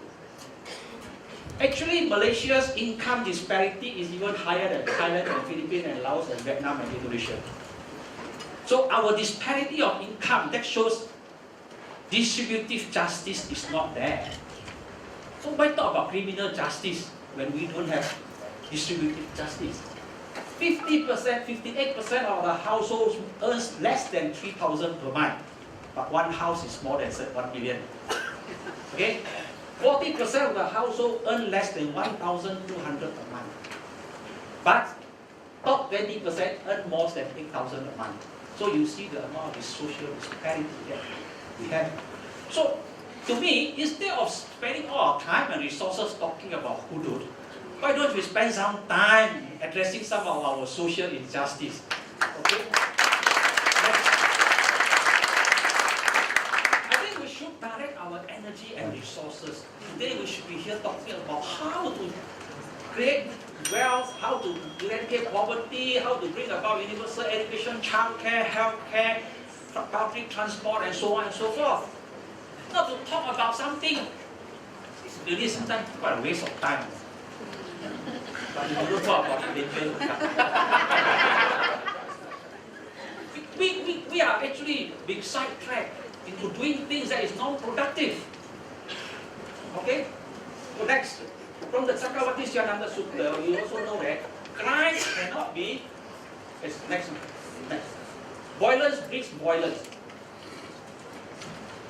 You see, the king used violent means.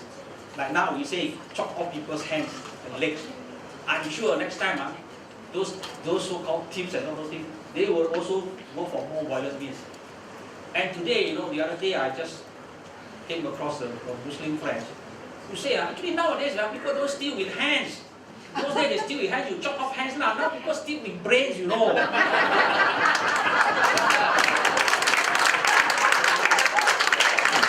I told him, it's very dangerous. Your suggestion is very dangerous.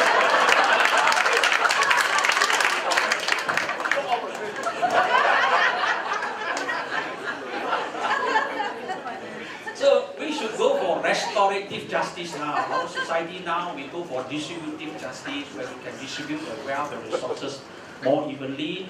Where people go wrong, we try to restore, bring them back to order, really form people. Not to make out harsh punishments that is going to injure their dignity forever. Okay? Thank you very much.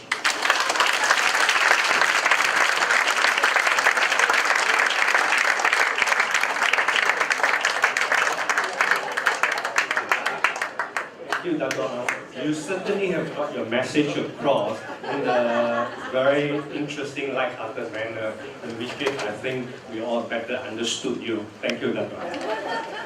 Now, may I call upon Reverend Herman Shastri to deliver his presentation. Thank you. Is the microphone on? Yes. Thank you for this invitation. Since it's a long panel and I'm the last speaker, I do not want to prolong, so I make it short and precise. Let me begin by making a few prepositions as I make my presentation. I think I will start with a reference that was made by Dr. Ambika just some moments ago. She says all religions, and I would humbly encourage her to think seriously about what she had just said. Although the intention in her heart is in the right place. I do not think religions, as they have manifested themselves on earth, have ever expressed to its full capacity its perfectness. And this is the problem with religion. And should I be accused now for criticizing another religion, I am going to speak from the perspective of Christianity. So, all the criticisms I levy, you can draw an implication for the Buddhist discussion, but it's the Jewish ustas. And so, they ask him for his judgment. So, he asked the people around them, of course there were other of his enemies, all the other ustas and all the other experts in the Jewish religious law. What does our religion teach us? Simple. She should be stoned to death. And Jesus' response was simply this. Okay? Any one of you who have not sinned, you throw the first stone. Nothing happened. So when nothing happened, Jesus turned to the woman and said, well, I don't see anybody throwing a stone to you, so I also don't judge you. Go in peace. I think this very incident shows you that religion carries within its life the potential for peace or for conflict. Anytime, every time, as long as we live on this earth. Religion carries with it the potential for peace or for conflict. It carries both. You cannot have one without the other. So what happened to Jesus? The very religious leaders of his time brought up trumped up charges. He was charged and sentenced to death on the cross because he questioned divine law. 33 years old. Who do you think he is? Now we can see what will happen to those who challenge divine law. So in the Old Testament we have stories about kings, and they also invoke the name of God. And some beautiful things are said about them. But when you go into the history, and when you go into the politics, you find they are no different. So that is the first proposition I make. We must debunk theocracy. It does not work. It complicates life and society. Number two, in every religion, and Mr. Ang has alluded to it just now, there are certain dynamics that take place. One, you have the traditionalists, or sometimes you use a stronger word, the fundamentalists.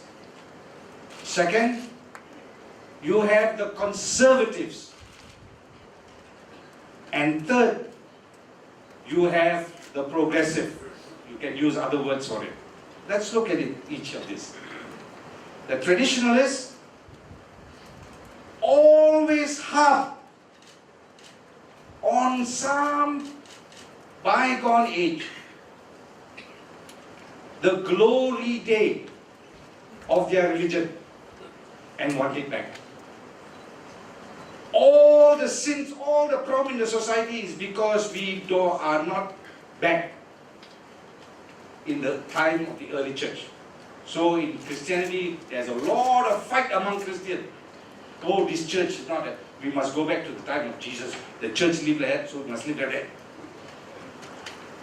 You dress like that, we dress like that. So it's very interesting, isn't it? I'm talking about Christianity.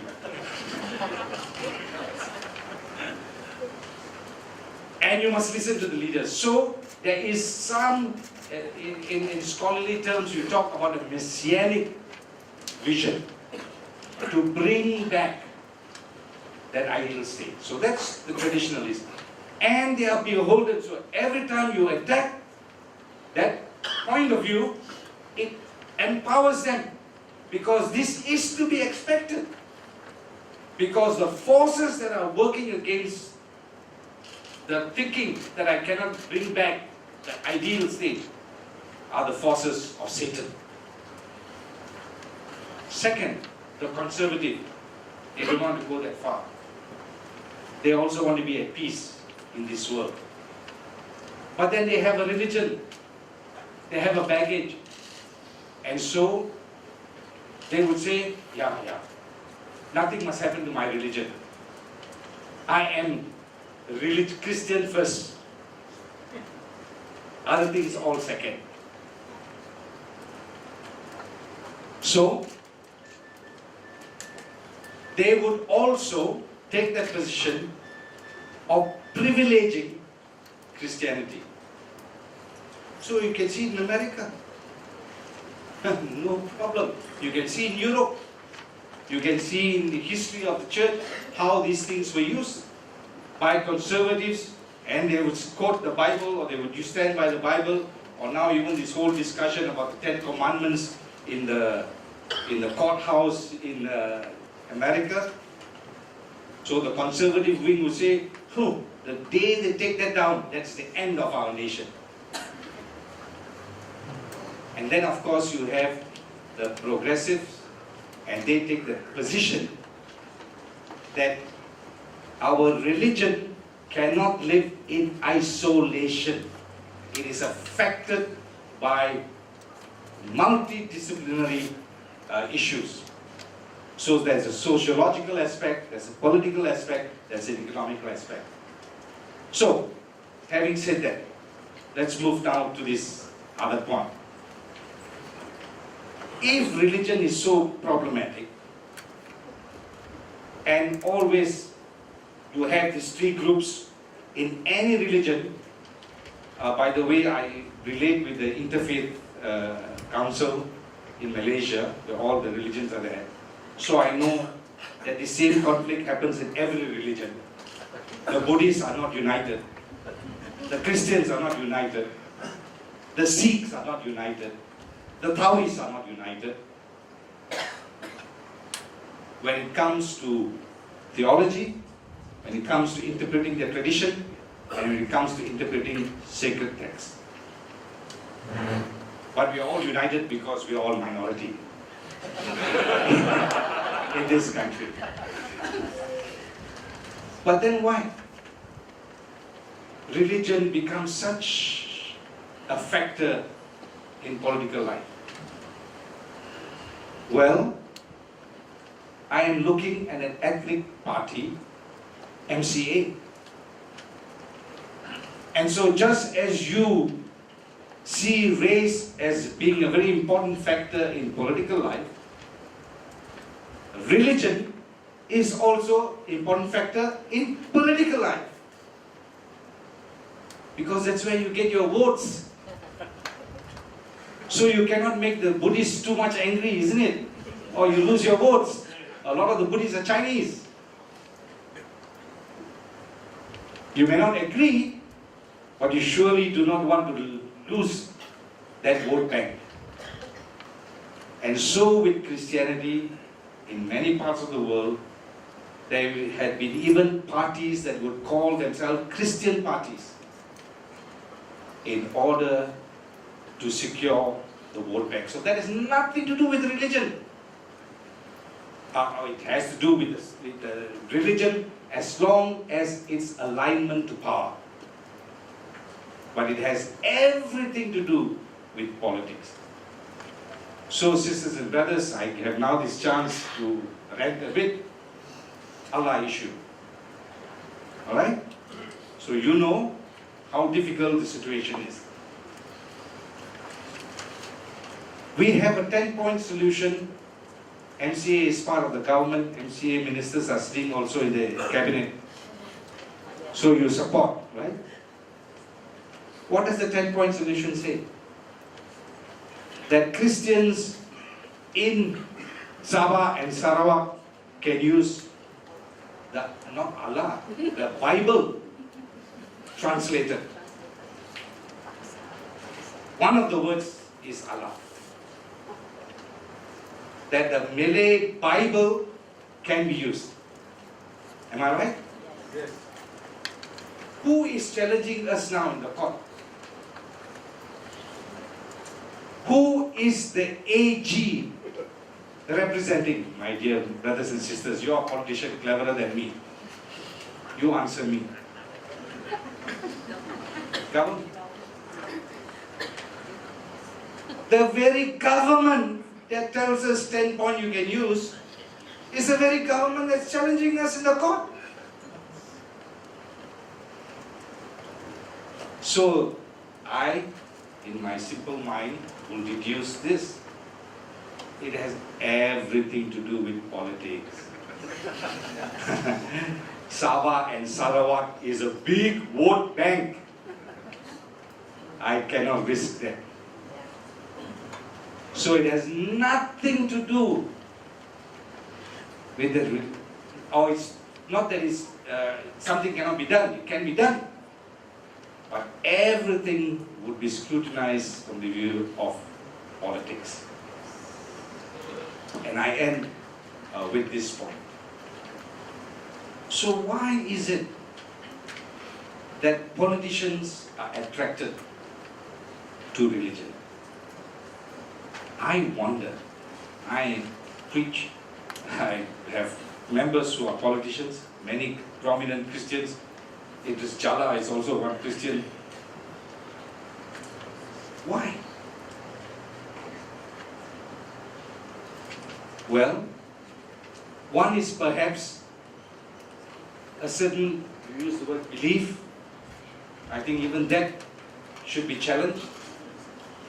Because what's so wrong about your belief and a belief of another?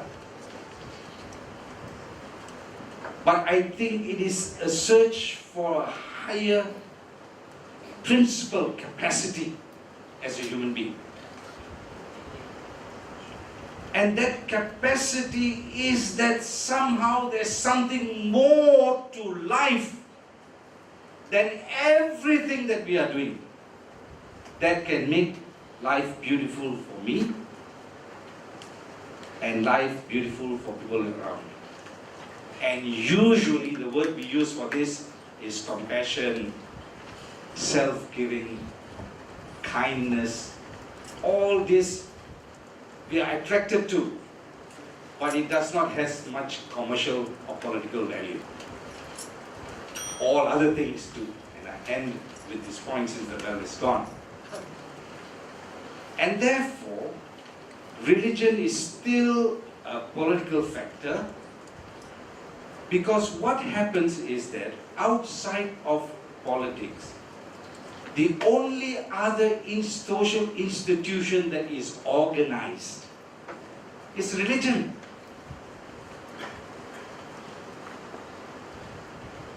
And it is the only other social institution in society where there is space for propagation,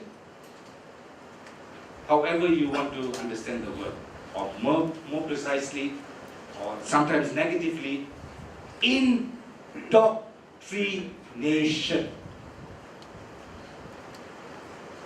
I think your party will be very powerful if yours is a religious party. Every Sunday all the people will come. And every sermon you can indoctrinate. That is wise. So you are not in control. As he had mentioned, the religious leaders are in control. Because they are the ones indoctrinating their people.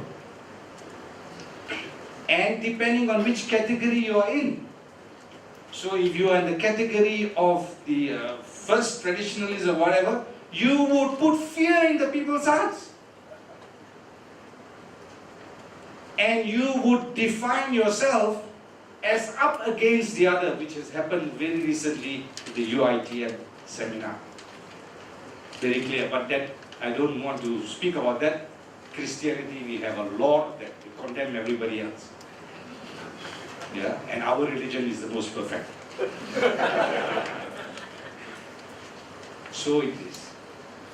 And so, sisters and brothers, I end therefore that we can only have a future in the discourse if we appeal to a higher ideal, and that ideal, I mean, there are so many words we can use, democracy or whatever. I would say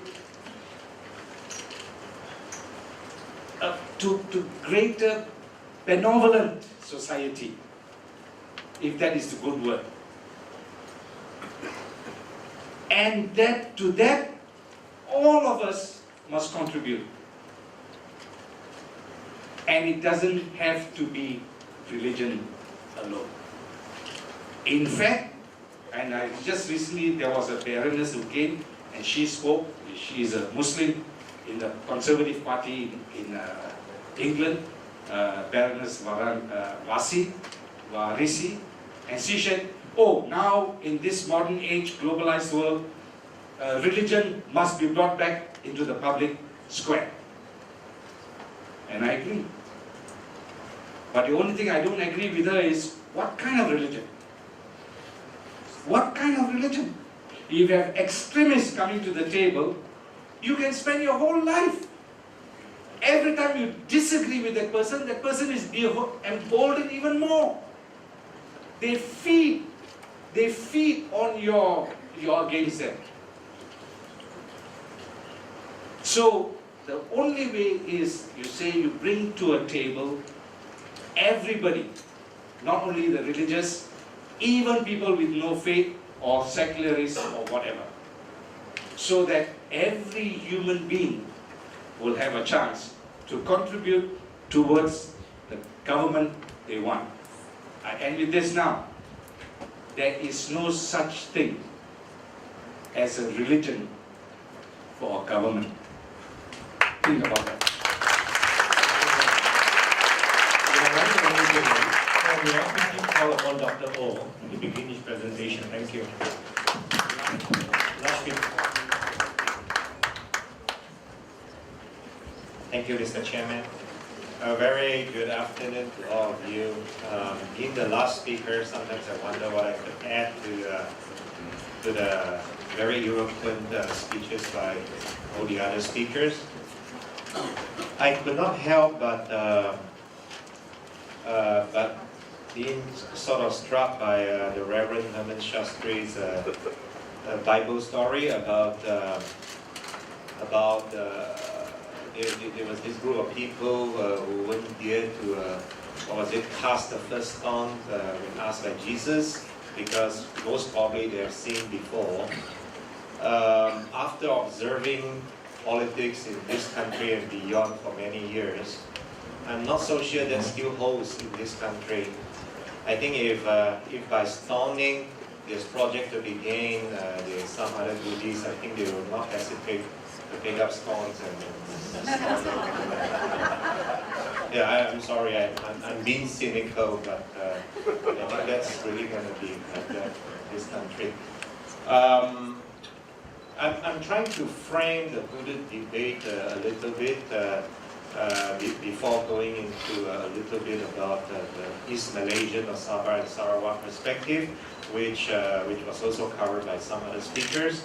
And then I will give some examples of how in some other countries, when you try to build a hegemony, whether based on culture, based on religion, based on race, very often it leads to unrest and turmoil.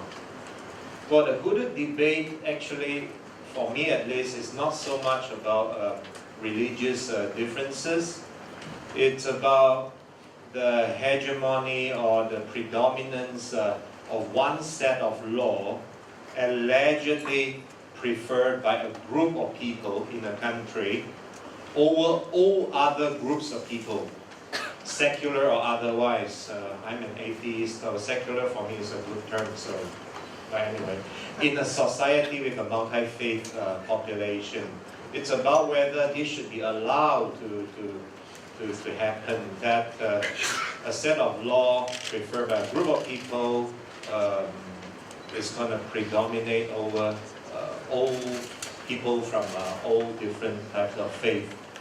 It's also not about, I think the hooded debate is also not about whether it's Kelantan minding its own business, because once Kelantan is allowed to apply the hudud system, then you would have perhaps next in line Terengganu, you would have Kedah and various other states. It's about opening the floodgate or the so-called slippery slope argument.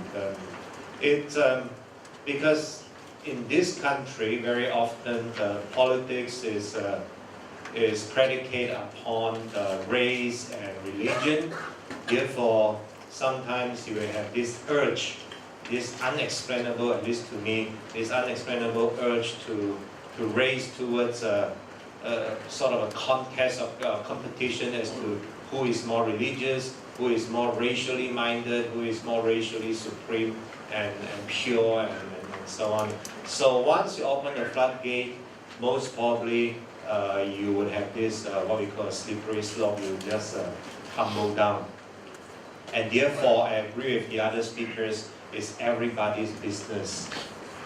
And the hudud argument is perhaps not even about the amputation of your limbs per se. Because after all, in this country, we still have the death penalty as well as caning as punishments. And these are also means of taking people's life away or maiming people in a slightly less harsh sense, but still it is corporal punishment. It's about the fundamental notion of what we call fair play and substantial justice, whether we get to have a say as to what kind of law is to be applied to all of us, whether groups of people who don't practice a religion should be made to be subject to the jurisdiction and thus the prescribed punishments of a set of law inspired by a certain religion. Next, please. Well, of particular concern is the hudud debate to many in East Malaysia for various reasons. Because traditionally in Sabah and Sarawak, we are slightly, well, I wouldn't say slightly, but I mean, we are traditionally, religiously and culturally very tolerant of each other.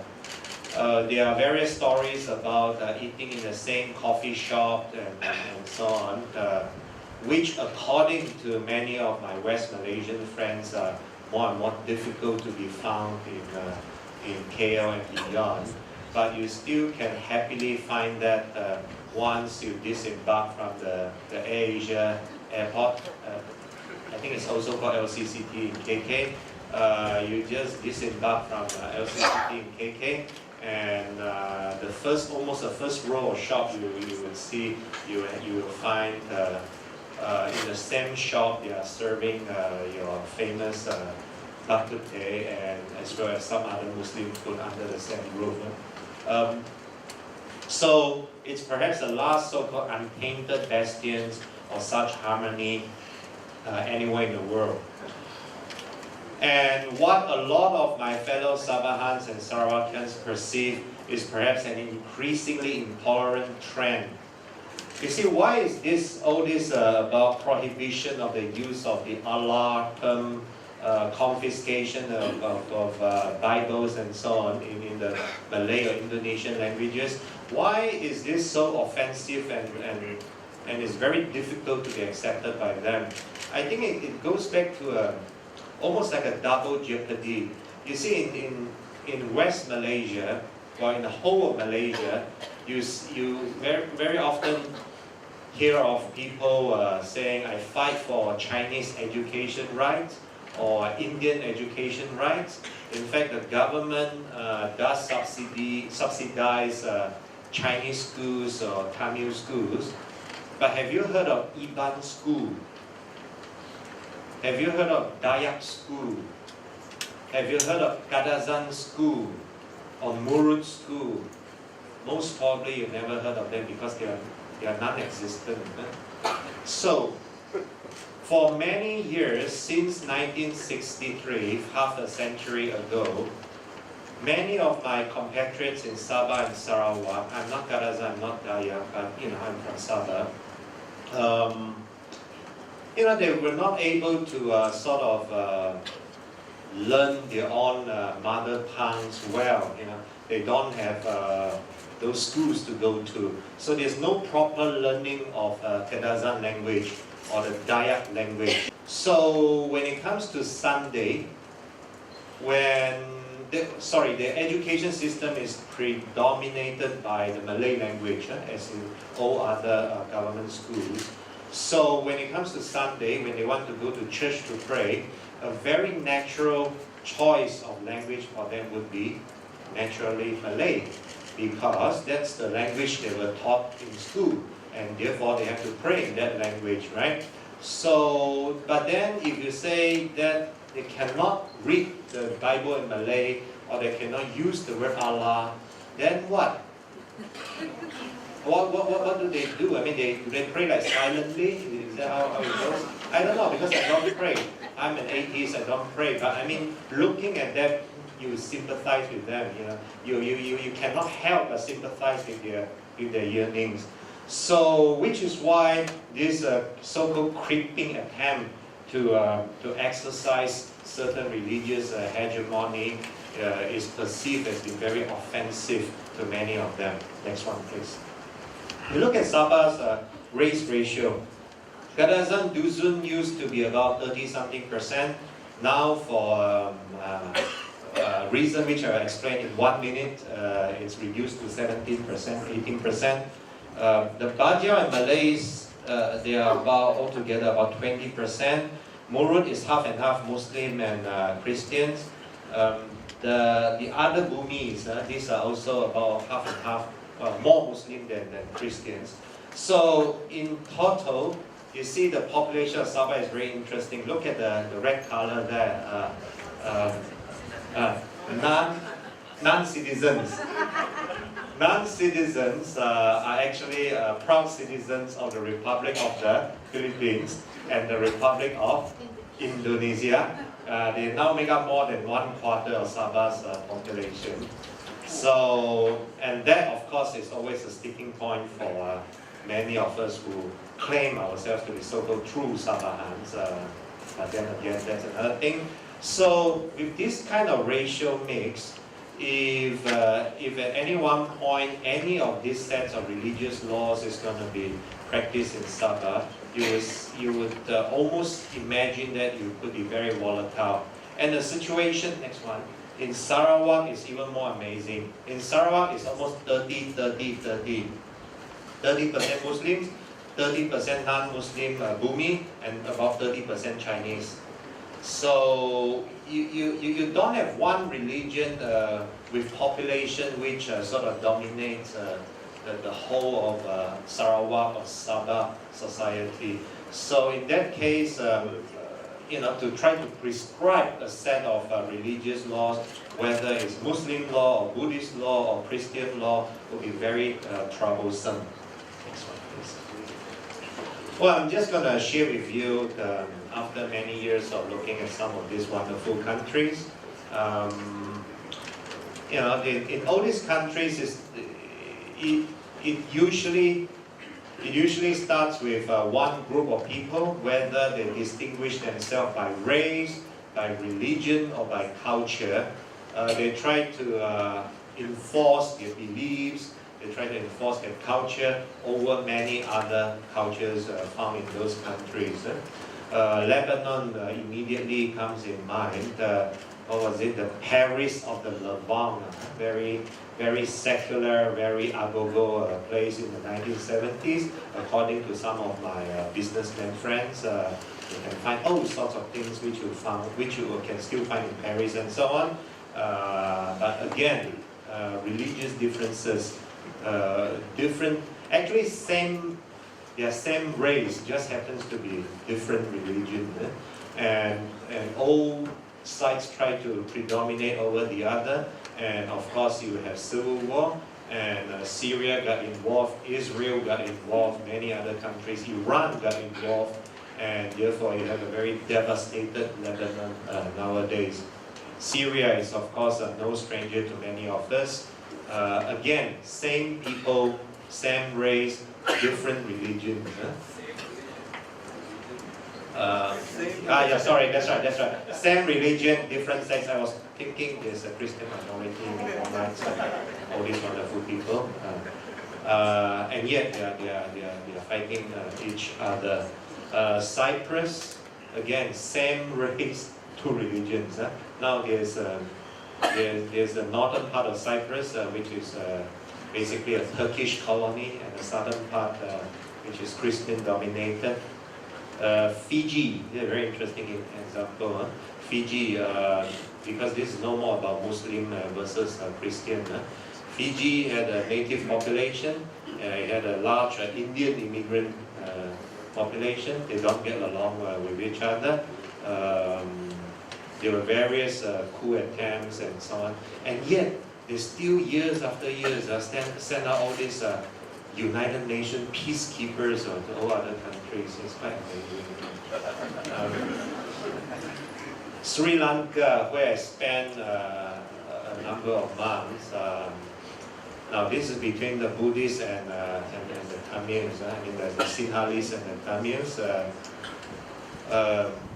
Do you know that, well, if you do go to Sri Lanka, and if the government people are sort of taking care of you, invariably they will tell you this story about upon Malaysia's independence, Singapore's Mr. Lee Kuan Yew went to Sri Lanka for a visit, and Lee Kuan Yew wanted to take a Sri Lankan example as, you know, the nation building example for Singapore, and look at how Sri Lanka ends up today. Iraq again is no stranger to you.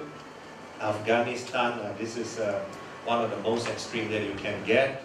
Pakistan, I think, is rapidly going down as they try to impose, again, religious rules in various parts of the country. Egypt is a conflict between the military and a very religious inspired group of people. Kenya, now this is not even about religion, this is about race. Different types of, and by the way, what's his name? Obama's father came from Kenya, from one of the more dominant tribes. This is tribal, this is not even a religion anymore. Different tribes trying to, again, predominate over each other, and in the process killing each other. So it happens very often. Well, India now with this new, well, again, it's a BJP rule. I'm not sure. I'm going to give it half a year to see how this Modi guy is going to treat all his fellow Indians. So all these examples will show us that implementing religiously inspired or racially inspired sets of law in a multi-faith society is at best of dubious efficacy. And we should try to see harmony despite difference in religions and cultures as unique assets, as our unique assets in a very globalized world. I had the privilege of working in Switzerland for a few years. And again, this is quite an amazing country. One people, one race, with 4 different languages. But this is a very successful example because all 4 languages, the German, the French, the Italian, and the very small local dialect spoken by about 20,000 people, they can all be spoken in their parliaments, in their daily lives, and so on. Each Swiss can speak at least 2 of their national languages, usually German and French. And you know, Switzerland's competitiveness around the world is for all to see. I think it's a very successful example. I'm just going to end with Mr. Rodney King. I went to school in the United States in the early 1990s, and shortly after I went to San Francisco, in Los Angeles, there was a big racial riot because this guy called Rodney King, he's African American. He was beaten up by some white policeman, and there was this, and he was badly hurt, obviously. And then when they interviewed him, he said something like, "Can we all get along?" And that image of Rodney King saying, "Can we all get along?" Somehow struck with me very well. But I'm going to just end with that. Thank you.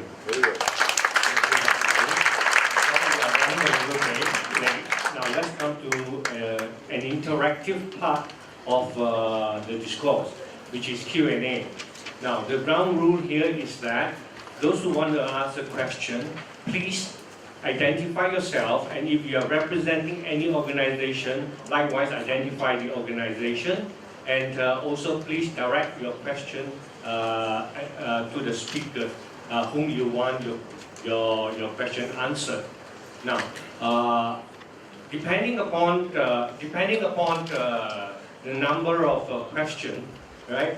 Then, if there are too many, we will just allow 1 question per participant. All right, and we have less than an hour to finish this session. First question, please. Good afternoon. Thanks for this very wonderful and eye-opening talk. I actually have two questions which are very directly For related. yourself, please. My name is Wei. I represent myself in asking this question. The questions are actually directed to the lawyers. Now, first of all, I think we all hear that it's actually against the constitution in all this. So, if the parties who want to implement this come together and they, assuming that would have more than 2/3 majority, are you saying that they cannot change the constitution such that it becomes modified? After all, we have also heard that the constitutions have been changed more than 50 times since the independence. So can that happen one day, that when there are enough members in the parliament who wanted to change this? Now, of course, incidentally, if this cannot be changed right now, then until such day that it has the 2/3 majority. Now, to achieve that, also it does consider that there's I a, think you have to be precise in your question. yeah, because these two are related. Yeah. So I'm coming to the final part already. That is also coincident that there's delineation of the constitution is also due this time. So could it be that parties who also say, let's kill two birds and one stone, that we can also agree with each other, have the constitution change, have also the delineation. So could this happen? Is my question. Which speaker you want your question answered? I think right now we have two lawyers. Amiga and three, and Mr. Zahar as well. I think when I talked about basic structure, I said even if you have the 2/3, you cannot do anything that changes the basic structure of the federal constitution. It's a concept started in India but has been accepted in our local courts. So that's why you cannot change it into something that was never contemplated. But you can amend it. You can amend it. You know, you can increase parliamentary seats, for example. You can reduce parliamentary seats. That means 2/3, right? Now, and as you say, there's so many amendments. Yeah. So all those things didn't really destroy the basic structure. If they do pass something that does destroy the basic structure, you would go to court, and then the court decides whether that in fact destroys the basic structure. So that's the concept. Now, as far as redelineation is concerned, redelineation is going on at the moment. I'm not sure I understood your question absolutely, but there is no doubt in my mind they're redelineating to make sure they win GE14. And that's why Percy is actually trying to make sure that the citizens are aware that they can object, they can object to these. But when it goes to Parliament, it only needs a simple majority, actually. But I'm not sure whether I've answered your question, whether that was the question or what was it? Do you understand? Yeah. Yeah, of course, that's what they're planning. Are you kidding? You mean you don't know? That's absolutely what they're planning. Well, Barisan is doing it at the moment, so it's,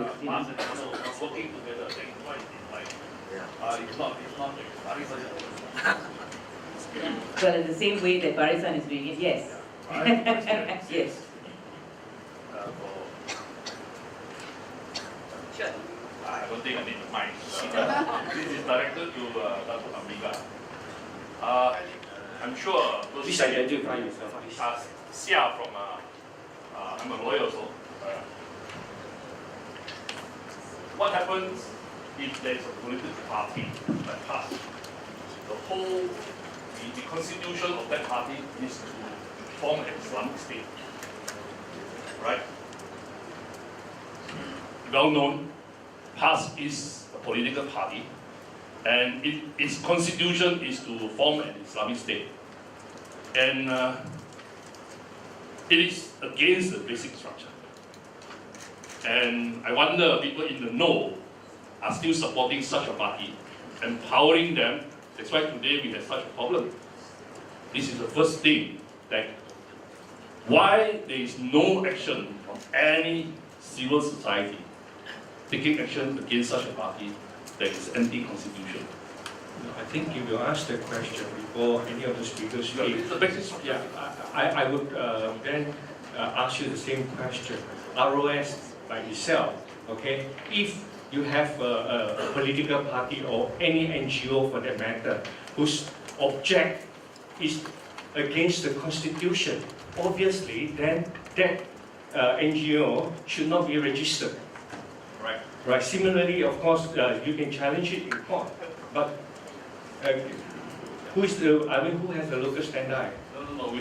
Here we have a bar council, we have everybody talking about defending the constitution. What I'm saying is that everyone knows that PAS is anti-constitution. Anti-federal constitution in its objective. Can I just say this? First of all, it is not a criminal offense to have the intention or desire to want to establish a Islamic state. There's no criminal offense. Right. I'm talking about Dato' Ambiga's argument that you cannot change the banking structure. But here you have a party where it's run counter to their very basic structure that the federal constitution, the understanding of that.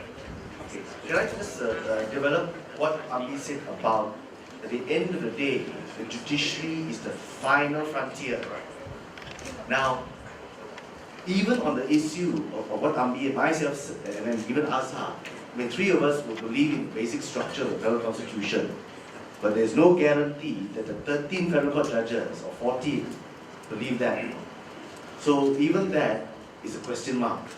Even that is a question mark, which is why I put out the slides to show you how judicial thought has also changed. 88, 2000, 2010, 2014, 2015, what may happen? No lawyer can guarantee that answer. But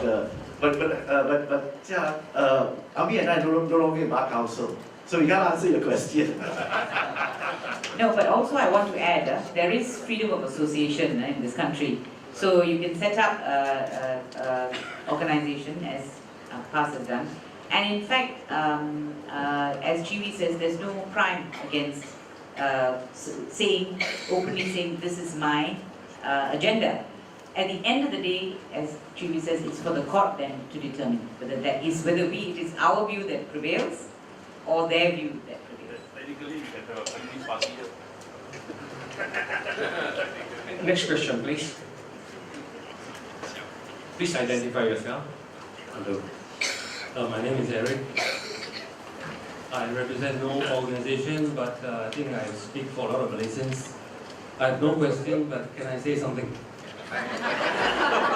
Please, I think, can you frame it into a question?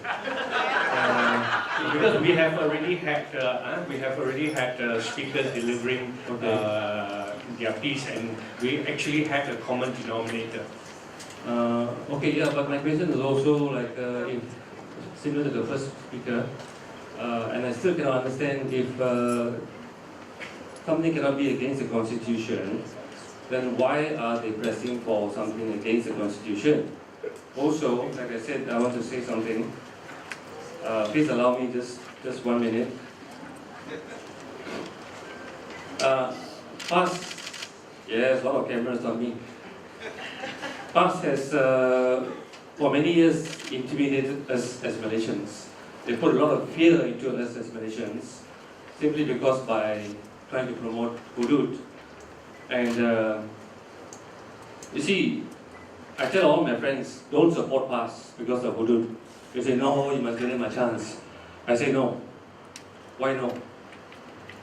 You see, even last week, Adi Awang himself and Mat Sabu were accused of some scandal in the papers.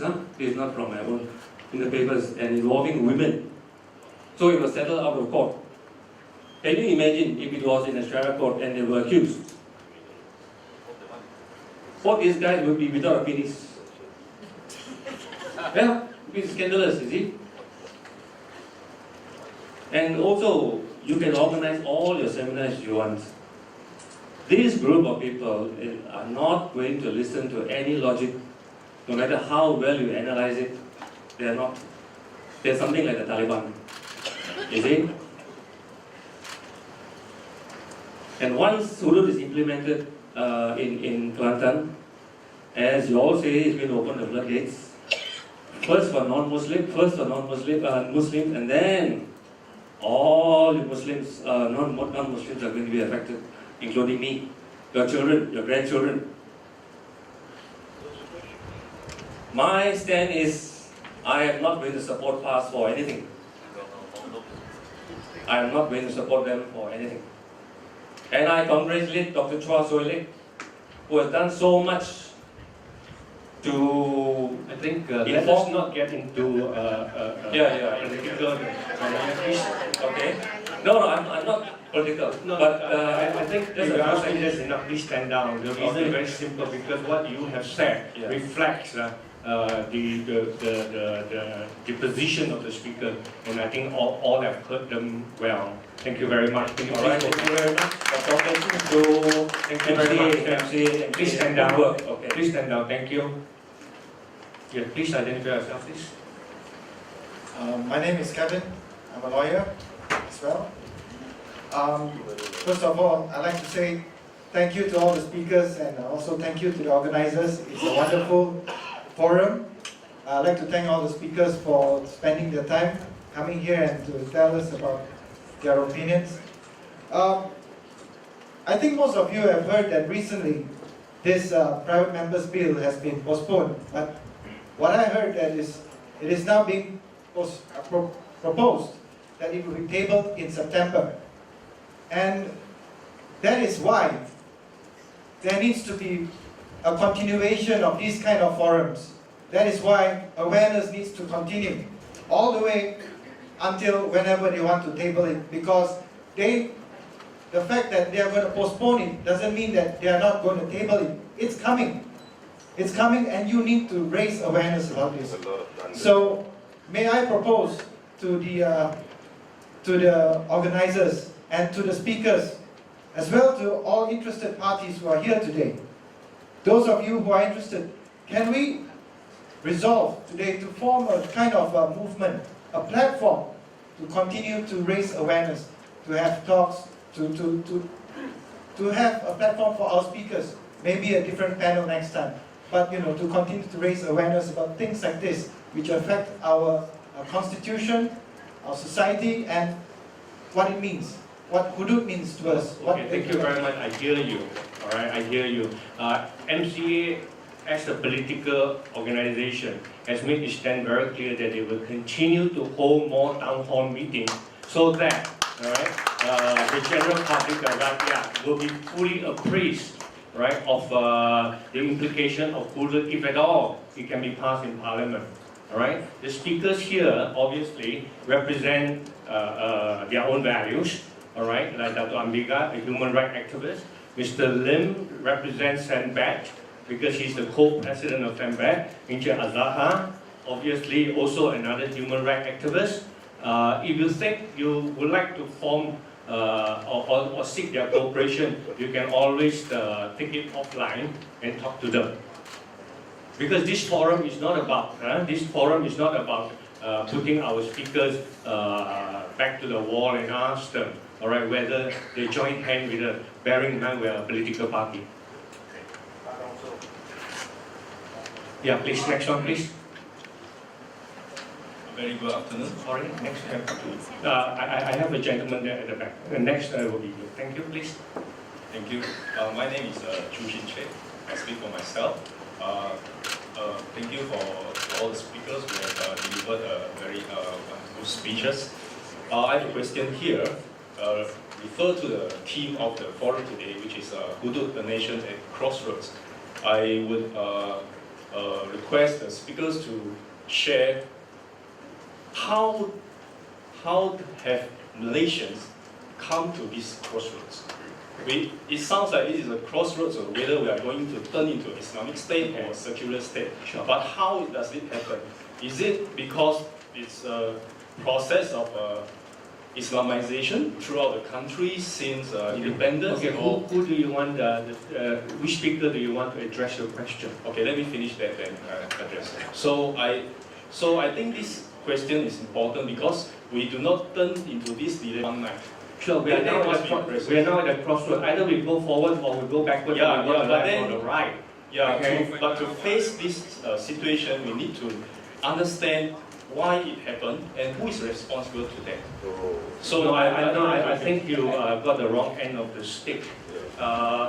to better understand, to better answer your question, all right, I'll probably suggest Dr. Ambika or Mr. Lim or Encik Azahar, all right, to try to answer it very briefly. But if you read your program, the program that's before you, at the end of the Q&A, I'm going to request the speakers, right, to sum up your position, i.e., given that we are at the crossroads, where do we go from here? All right, that will be your takeaway.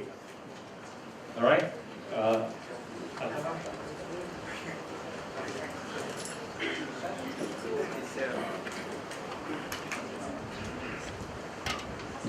Sorry, I think it's a short question with a very long answer. If you ask me, and I think I've written about this, it began with PAS, with their brand of politics, propounding Islamic State. Then, of course, there was a great Iranian revolution in 1980, with the influence spreading eastward, even to America and Malaysia. And then there was Dr. Mahathir, who wanted to play the same game which PAS played. And he entered into the ring to play the Islamic game, the Islam game. And sadly, to play the Islam game at PAS's rules. We are Malaysia, if we want to play a game with the American, we don't play American football, We will lose. We will play takraw. Or gasing, or kites. So that was what Dr. Mahathir did. And he brought in Anwar Ibrahim with the full Islamic credential, President of ABI, that kind of thing. And he tried to out-Islamize PAS. And to me, that was a huge mistake. And what happened was, it just emboldened PAS more and more and more. And now we're facing that. That is my theory, of course, as a social observer. Yeah? But I'm biased. I'm biased. When anything comes to Dr. Mahathir, I'm biased. So I have to declare that. Just to add to that, but I think why we are where we are now, I think there was obviously a process of Islamization. It was worldwide anyway. But we are here now because the entire thing, in my view, is about politics. It really is. It's not about religion. That's how I'm reading it. Okay, and that's a lot of people feel that.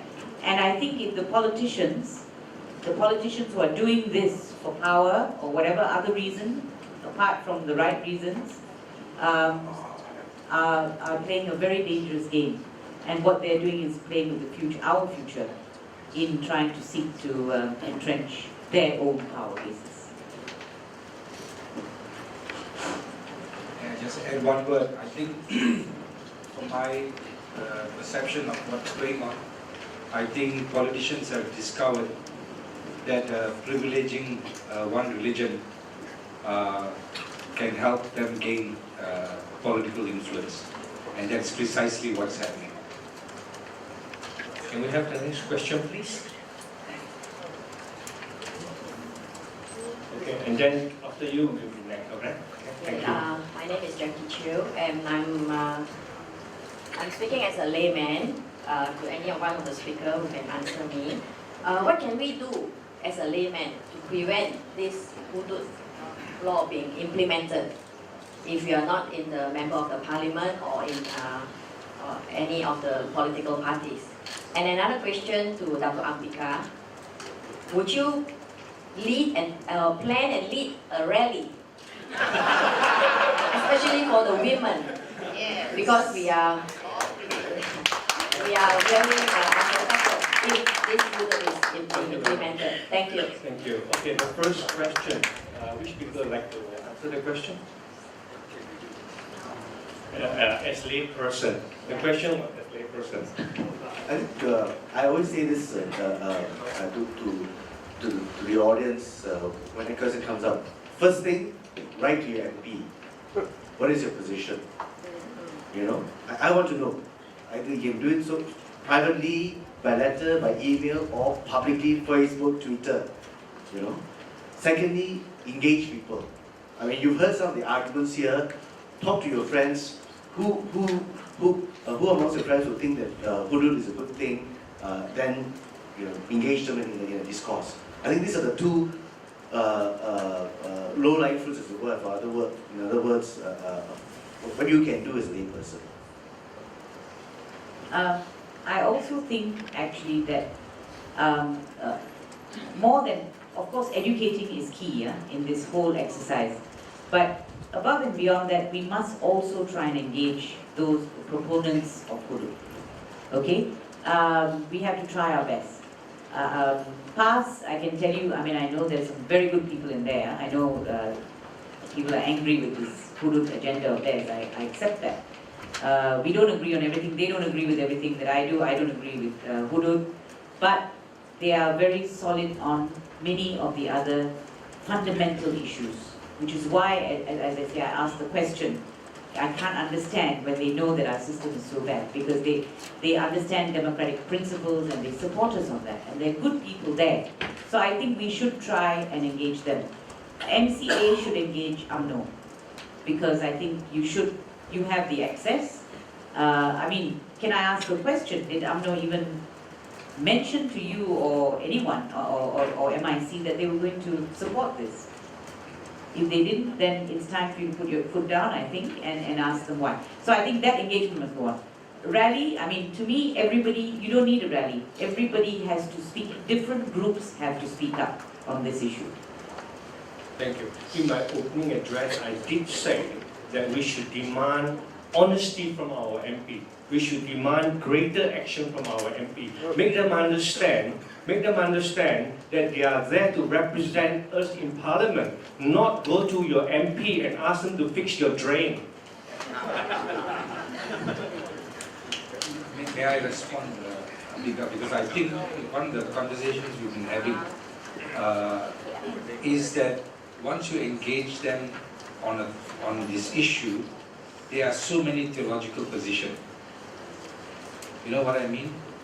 So you get into an endless discussion. Just recently, so 2 or 3 Muslims will not be agreeing. And so even within PAS, they have different perceptions. So you and I know that it's a psychological win. That word hudud and associated to a particular religion is an attraction, political attraction. And I think as lay persons, we must move away from that. We don't need to discuss hudud. We need to discuss social justice. Alright? Because the religion must itself uphold social justice. The question is not chopping the hand or this or that. So I think you have to make it a secular discourse, a civic discourse. Thank you, okay, can I have last 2 questions, because we are running late, and then each of the speakers were given 5 minutes to give you a takeaway. All right? That lady has been standing there. All right, thank you. Thank you. My name is Ms. Jaliza Hamza. I'm from Taling Jaya. I have a question to anyone who wants to answer. It's post-2008 and post-2013 elections. There's been a lot of issues that are related to Islam that has come up. Can I ask why is that such a huge thing now? Before it was, but not in the way that it has hit at us as Malaysian society in a big way. There's Allah, there's Komango UPR, liberalism, pluralism, etc., and Shia as well. So suddenly now it's hudud has made a comeback, and every election hudud will be an issue. So I wanted to ask about what the panelists think about this huge recurrence of religious themes, especially post-2008, that's one. The second one is not a question per se, but it's a point which I think has not been addressed in the panel, given the people that you have representing and speaking in front. I wanted to say that you know, when we talk and we come to forums like this, there are many identities that we bring, and being Malaysian is one of them. But I find in a forum about hudud, I find one identity about myself, apart from being a woman, being feminist, that being a Muslim is also an important identity that I bring to the table when we talk about hudud. Precisely because the issue at hand is Islam. I want to say that there are, yes, the punishments for hudud are in the Quran. We cannot deny that. There are 4, but in the hudud law that was enacted in Kelantan, it became 6. So if one of the arguments could be that if you have more than what is allowed for and actually documented in the Quran, it's not called hudud anymore. It's 4 + 2. Yeah? So apart from those. So that's 1. 2, I think in terms of addressing concerns, constitutional arguments are good, lived experiences are good, we can document, we've seen documented from other countries, but also religious argument. It is equally important for us to know religious arguments in order to address what is essentially a religious issue. And while there are Muslim scholars who argue that there should be a moratorium, Tariq Ramadan is one of them, then they will say that moratorium on hudud, we need to address that when Quran was revealed, it was within a context in which all the punishments that we are talking about are the norm. It's not as if Islam or hudud punishments created all these. You know, cutting off hands, these were the things that people used to address. Are there any ways with which current society in today, and complex society and plural society like Malaysia, can address the issue of criminal justice without resorting to archaic punishments? Thank you, we hear you. Which of those people would like to take the first? No, I think from our side, the interfaith side, let me just respond to the first question. I think there is now, and I use that word, a state within a state. A state within a state, meaning to say that there is an Islamic bureaucracy existing in this country. And this bureaucracy has been supported by the government. It has grown into a very powerful force. And now they have discovered that whatever they say is accepted as law. And so it even bypasses the processes of law recognized by Parliament. So a fatwa suddenly, all of a sudden has some very profound, although in Islamic teaching, a fatwa can be challenged. But it doesn't matter. So what has happened is the politicians do not want to find themselves at fault with the bureaucracy, go along, and what we have as a reality now is this internal missionary that is dictating the discourse. How would like to pick up? Can I just add to that very quickly? Sorry. Okay, very quickly. My own view is, and this is an opinion, I actually think there's an agenda. There is an agenda because you see it being whipped up suddenly after the elections. 370 then happens, they withdraw. They shut up for a while because at least they're sensitive about that, thank goodness.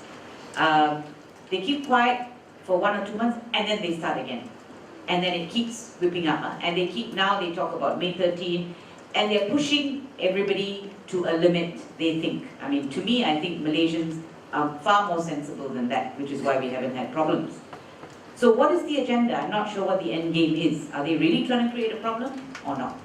And I think this is where I would really like, MCA, MIC and all of them, I think you really need to shut the door, sit down with UMNO and ask them what they're doing. I really do. You're the only ones who can do it. The opposition can't do it. You've got to do it. Because I really do think that they're taking us to the brink, or they're certainly trying?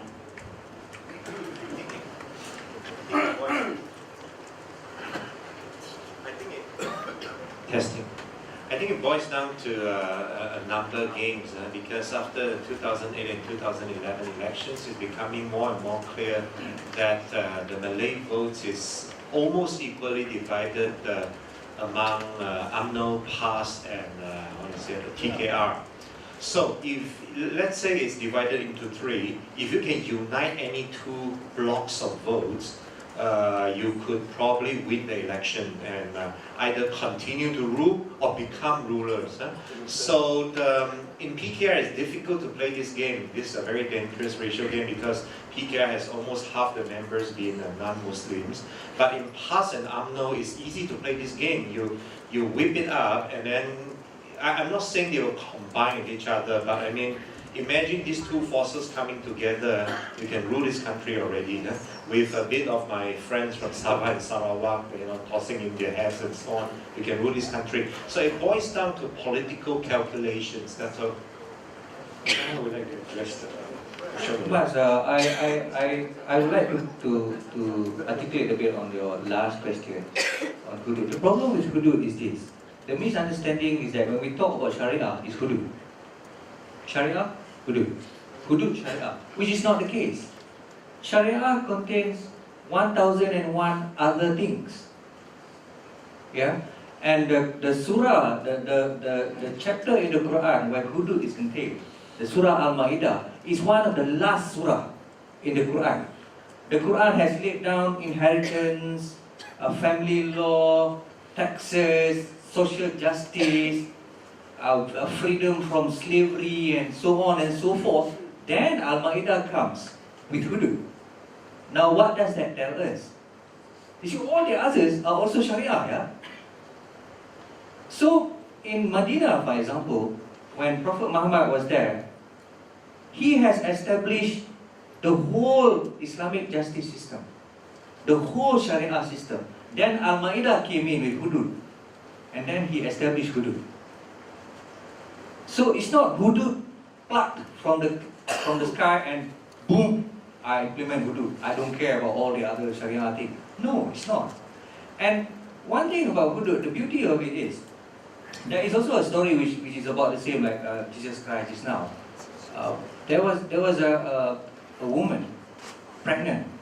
She came to the Prophet and said to the Prophet, Ya Rasul, I have committed adultery and I'm pregnant. I want you to impose hudud on me. Confession, yeah? Confession. And the Prophet, without thinking, told her, go home. She went home. Tomorrow she came back again. She did that 3 times. And on the 3rd time, the Prophet said, why don't you go home and deliver your baby first? And then we talk about it. She went home. And then after some months, she delivered the baby and she came back. The 4th time. And she said, look, I want you to impose hudud on me because I couldn't bear God's punishment in hell. Then the Prophet said, are you sure? She said, yes. Then only he imposed hudud on her. So that shows how it is done. You know, Muslims are encouraged to say Bismillahirrahmanirrahim, in the name of God, the most benevolent, the most forgiving. Before I drink, before I eat, before I drive, before I have sex. You know, God most benevolent and most forgiving. There is no verse in the Quran which is God the most vengeful and the most angry. None. You know. So when we talk about hudud, we need to look at the context. I agree with you, we need to look at the context. Alright. Okay, I'll just allow one last question and then we ask the speaker to round up. Okay, please. My name is Mustafa Masar. I'm from the Ahmadi Muslim nation, Malaysia. I think there must be a separation between the state and religion. And I'd like to take your attention to what happened to us in airport. We were praying at the Batu Cave, and then the religious police came and took away 38 of our people. Now, coming on October, there will be quotas in the Sharia law. So this is the thing which I'd like you to support and also to give us strong help in this case. You could see where the situation is, because there are many cases, it's the good cases, because they deny our right as a Muslim.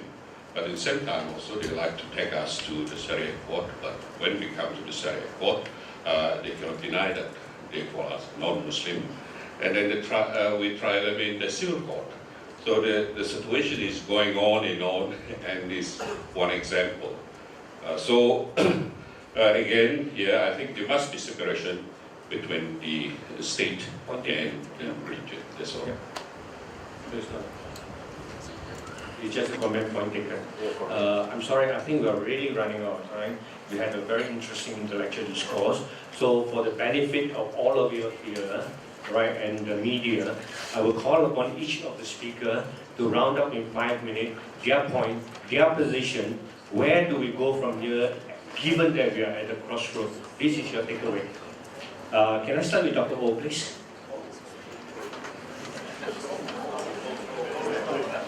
Yes, it's all indeed. Thank you, Mr. Chairman.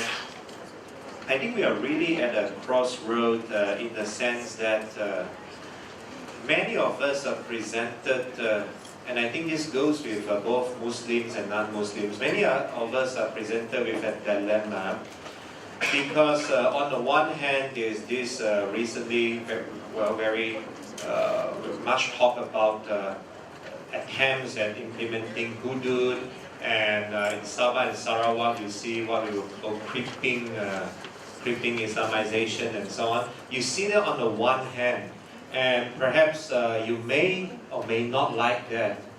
On the other hand, you see also rampant corruption, rampant abuse of power, rampant abuse of human rights, rampant taking away of people's traditional people's lands and so on.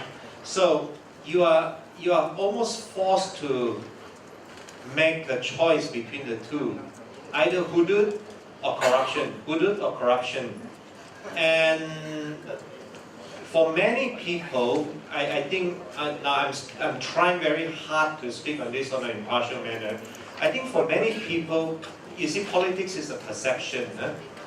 The corruption, the abuse of power, the abuse of human rights, you can feel every day. Your certain law enforcement official may ask you for bribes.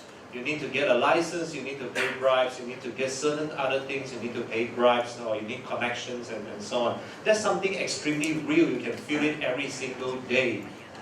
Whereas hudud is something which for many people, you haven't seen people be amputated yet. No hands, no feet have been chopped yet. So therefore people don't quite feel it yet. And when you have, I mean, we are talking purely about perception. If you are presented with a choice between something which you can feel every single day versus something which you haven't felt yet, many people would go against that negative thing that you feel, that you can feel, can touch every single day. Which is why, in the last two elections, you see Chinese supporting PAS and all these things. Because for many of us, you see and you can feel the corruption every single day, how this country is going down the drains because of abuse of power. And then on the other hand, that argument about they're going to implement hudud and so on, you just don't feel it yet. It may come one day, but you just don't feel it yet. So we are in a situation where we're presented with these unenviable choices. And if For example, a party with long history like MCA could lead the way in terms of cleansing itself, in terms of really saying no and practicing no to corruptions and various other cronyistic practices. Perhaps you regain people's trust. And on the other hand, if parties like PAS could respect the fact that this country is indeed a multiracial, multicultural country, then perhaps, well, I hate to say all this about all joining hands and so on, but yeah, I mean, this is a country with a lot of hope, with a lot of future. We could be the Switzerland of Asia. Thank you. Thank you. Next, can I have my learned friend, which is Azhar? Yeah. I think another aspect which I have not touched, and I think none of us have touched, if hudud is implemented, is economy and foreign investment. You implement hudud today, you can forget about foreign investment tomorrow. And you can look at our Bursa Malaysia Index going southward tomorrow. Tomorrow. And what will happen to the economy? Yeah. And I don't think we can afford to run that risk as a nation. As a nation.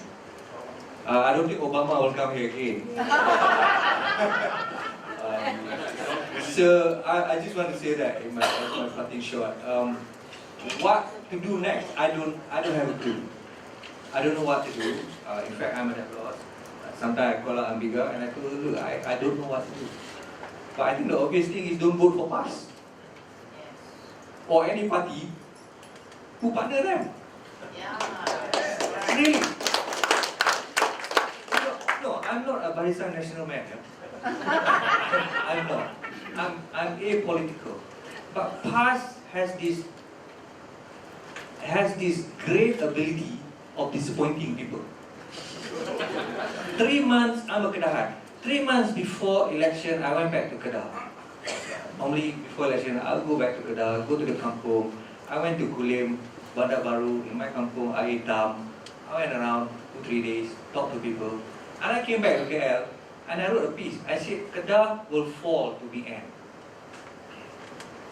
And it did. It's not that I'm clever, but it's not rocket science. Because they failed. Kedah was dead under PAS. It was dead. No activity. The only activity was Piala Malaysia.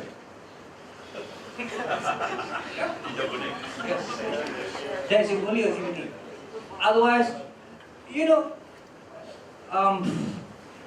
business, they are unfriendly. Housing development, 50% must be sold to Malay. 70 is it? 70. And cannot apply for exemption. Which developer will go and develop housing project in Kedah when they know 50% is not saleable? Lango now is 70%.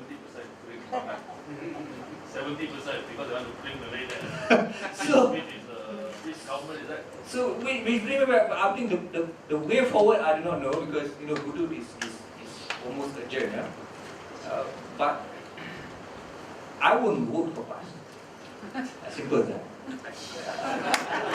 Thank you very much, friend. Can we have Dr. An? Sama, please.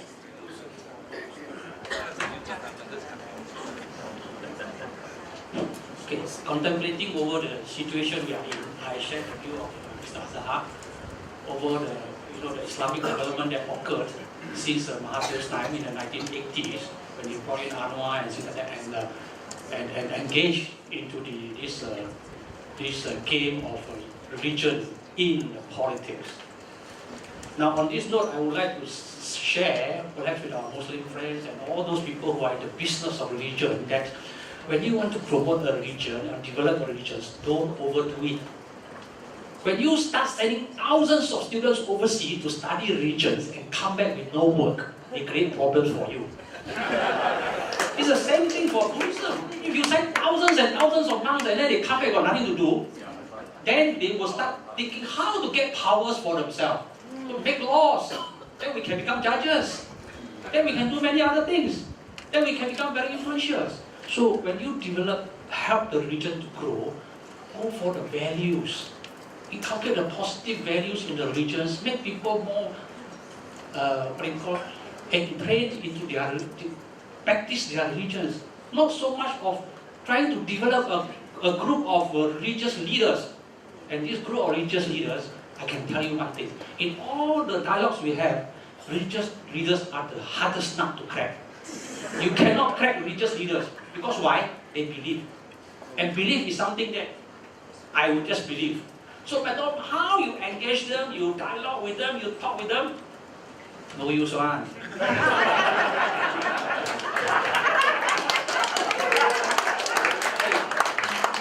That is our capital. Our capital means be the hardest nut.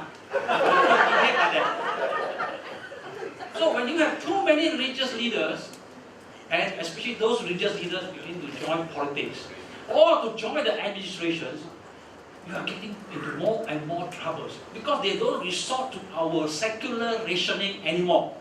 They resort to the tax. That's the problem. Okay? So now on the word secular. You know, we always talk about secular and then theological, and I know a lot of Muslims don't like the word secular because now it's a dirty word. So if you say Malaysia is a secular state, a lot of people will feel so offended. My view is that perhaps instead of saying Malaysia is a secular state, go back to when I was taught in the primary school. Malaysia is a constitutional monarchy. Don't say secular state because they don't like it. The moment they hear the word constitutional monarchy, they don't like the word secular state, they don't like it. But we were taught we are a secular state. You can have republic, you can have monarchy, you can have constitutional monarchy. We are a constitutional monarchy. So I think perhaps in our approach now, we must always insist that we are a constitutional monarchy. Okay, thank you very much. Thank you. Next we have Reverend. Very quickly, I will just respond to a comment that was made by Dr. Ang. Religious leaders are hardest nuts. Actually, they are the easiest. They are the easiest. And that is the bane of religion, or religious history. You entice them with power. You entice religious leaders with power, and you can see some of the religious leaders dancing in front of you. And that's a lot of history in the Christian religion, and how even kings were able to get the Pope to do whatever they wanted to do. So never mind, that's the point I'm making. But I think it has a point here, because many of the ones who are making pronouncements and highlighting Islamic credentials are appointees, are government appointees or holding some position, and therefore, and aligned to power, whatever power, aligned to power, and therefore use that to the gain, and the politicians use that religious leader symbol to also influence their power. So this is a vicious circle. Now, let me just come to this point. I was told that the majority of Muslims in the world live in secular societies. The majority of Muslims in the world live in secular society. They are not going to be sleepless because Sharia is not institutionalized or hudud is not institutionalized. So, even if we have this engagement here, I think we have to keep into mind, it is only contextual. It's only restricted to our place here and now because people have brought it to the fore. There are many Muslims living, and I know one Saiful, he's a member of the Conservative Party and so forth in the UK, and there's no problems. The religion has to negotiate with the state about regulating their religious affairs. And that's no problem. Christianity has to do the same. We have our own standards for, say, marriage. And that's no problem. Buddhists may have that, the Muslims may have that, the Hindus may have that. But as soon as the state begins to regulate and hold authority, then the problems begin. And one of the statements that have come to us from the Repertoire for Religious Freedom of the United Nations on the Allah issue, among many other issues, and they are dealing with all religious freedom issues in the world. And the position, the principal position the UN takes is that the state has no right to regulate on religious matters. And precisely because of this, you have a person like our gentleman just now there saying as a person who holds a different point of view is now being persecuted. So I think for us as Malaysians, we have to challenge this. There's no other way. And we have to challenge it in a civil discourse. When we challenge, champion the issue of human rights, it's a universal thing. What can religions bring? What can religions bring to human right that any one of us cannot bring? You tell me, that when religion comes into the human right discourse, they only complicate it further. Because then they would be talking about chopping hand and this God's law and this law and that law and everything. I think as a civil society, when we are talking about the rights of every human being, or as per constitution, all the liberties that are granted to every citizen, that is something that binds us all together and holds us all together and grants us a future so that we can celebrate our diversity and be a strength to each other. Thank you. Thank you. We can now call upon Mr. Lim Chi Wing. I think the Prime Minister was reported to have said that Malaysia is not yet ready for hudud. Well, I think the answer is we can never be, for basically two reasons. I'll summarize my 8 reasons to 2. Firstly, hudud is a legal and social impossibility. Secondly, you can never have duality in the criminal law system.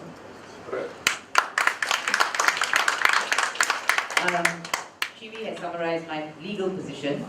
I think separate religion and state, I think that is something we really must pursue, because that's where we're creeping closer and closer to a situation where it's very much, that religion plays too big a role in the state affairs, is dominating actually. Now, I also think that, of course, I've also called on MPs to please rise to the occasion. I mean, it's now or never. As far as I'm concerned, the fight is now. You make a choice.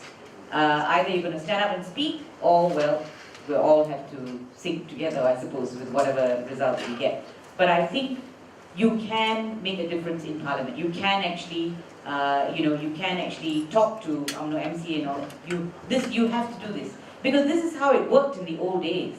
MCA, if there was a problem, that was the whole point of this multiracial parties. You shut the door and you discuss these issues. So I don't know if that's happening now. I hope it will. Now, I think we should be looking at Tunisia and Morocco and countries like that.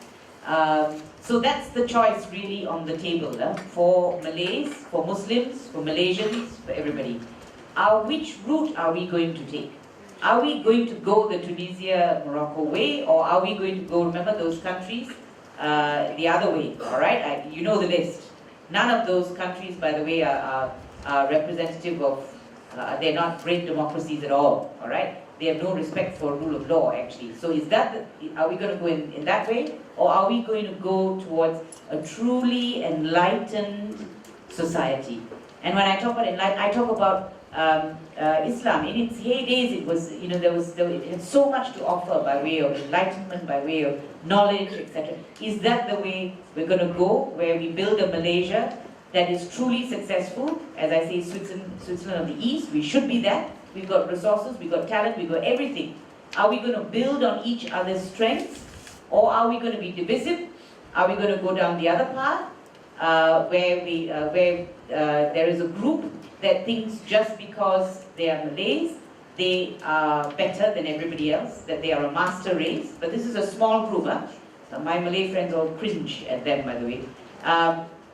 And are we going to allow those voices to prevail, and which are divisive, which will divide us? And tell me, what good can it bring? I don't know what they're thinking, actually, taking the country on that path. So, the government has a choice, because the government is at this point supporting the other group. So they need to make the decision, and MCA and all of you will have to actually make that decision. And help them make the decision, as it were, to go down the right path. So I will end with that. To me, actually, our focus should be addressing questions of corruption, addressing abuse of power, addressing all the real social problems that are facing us. And I wonder sometimes whether this is just a red herring, actually, to take our attention off this. And I can tell you, while all this discussion is going on, EC is doing their redelineation, which is going to all skew the 14 general elections yet again. So, are we going to deal with that, or are we going to deal with this? I think that's the choice. Thank you. Thank you. All the speakers have spoken. I think the consensus, to my mind, the consensus is that we all want to march forward from this crossroad, march forward to our vision 2020. Right? I believe that is the general consensus. Now, if politicians, we should demand greater honesty from our politicians. Greater honesty, meaning please do not use and hijack religion as a means to a political end. If each and every of our politicians bear that in mind and conduct themselves in that manner, we will not be at this crossroad. Now, let me share with you this quotable quote, the last one. Abraham Lincoln, in addressing a racially torn America during his time, said this: with malice towards none, with charity for all, with firmness in the right, as God give us the right to see the right, let us strive on to finish the work we are in, to bind up the nation's wound,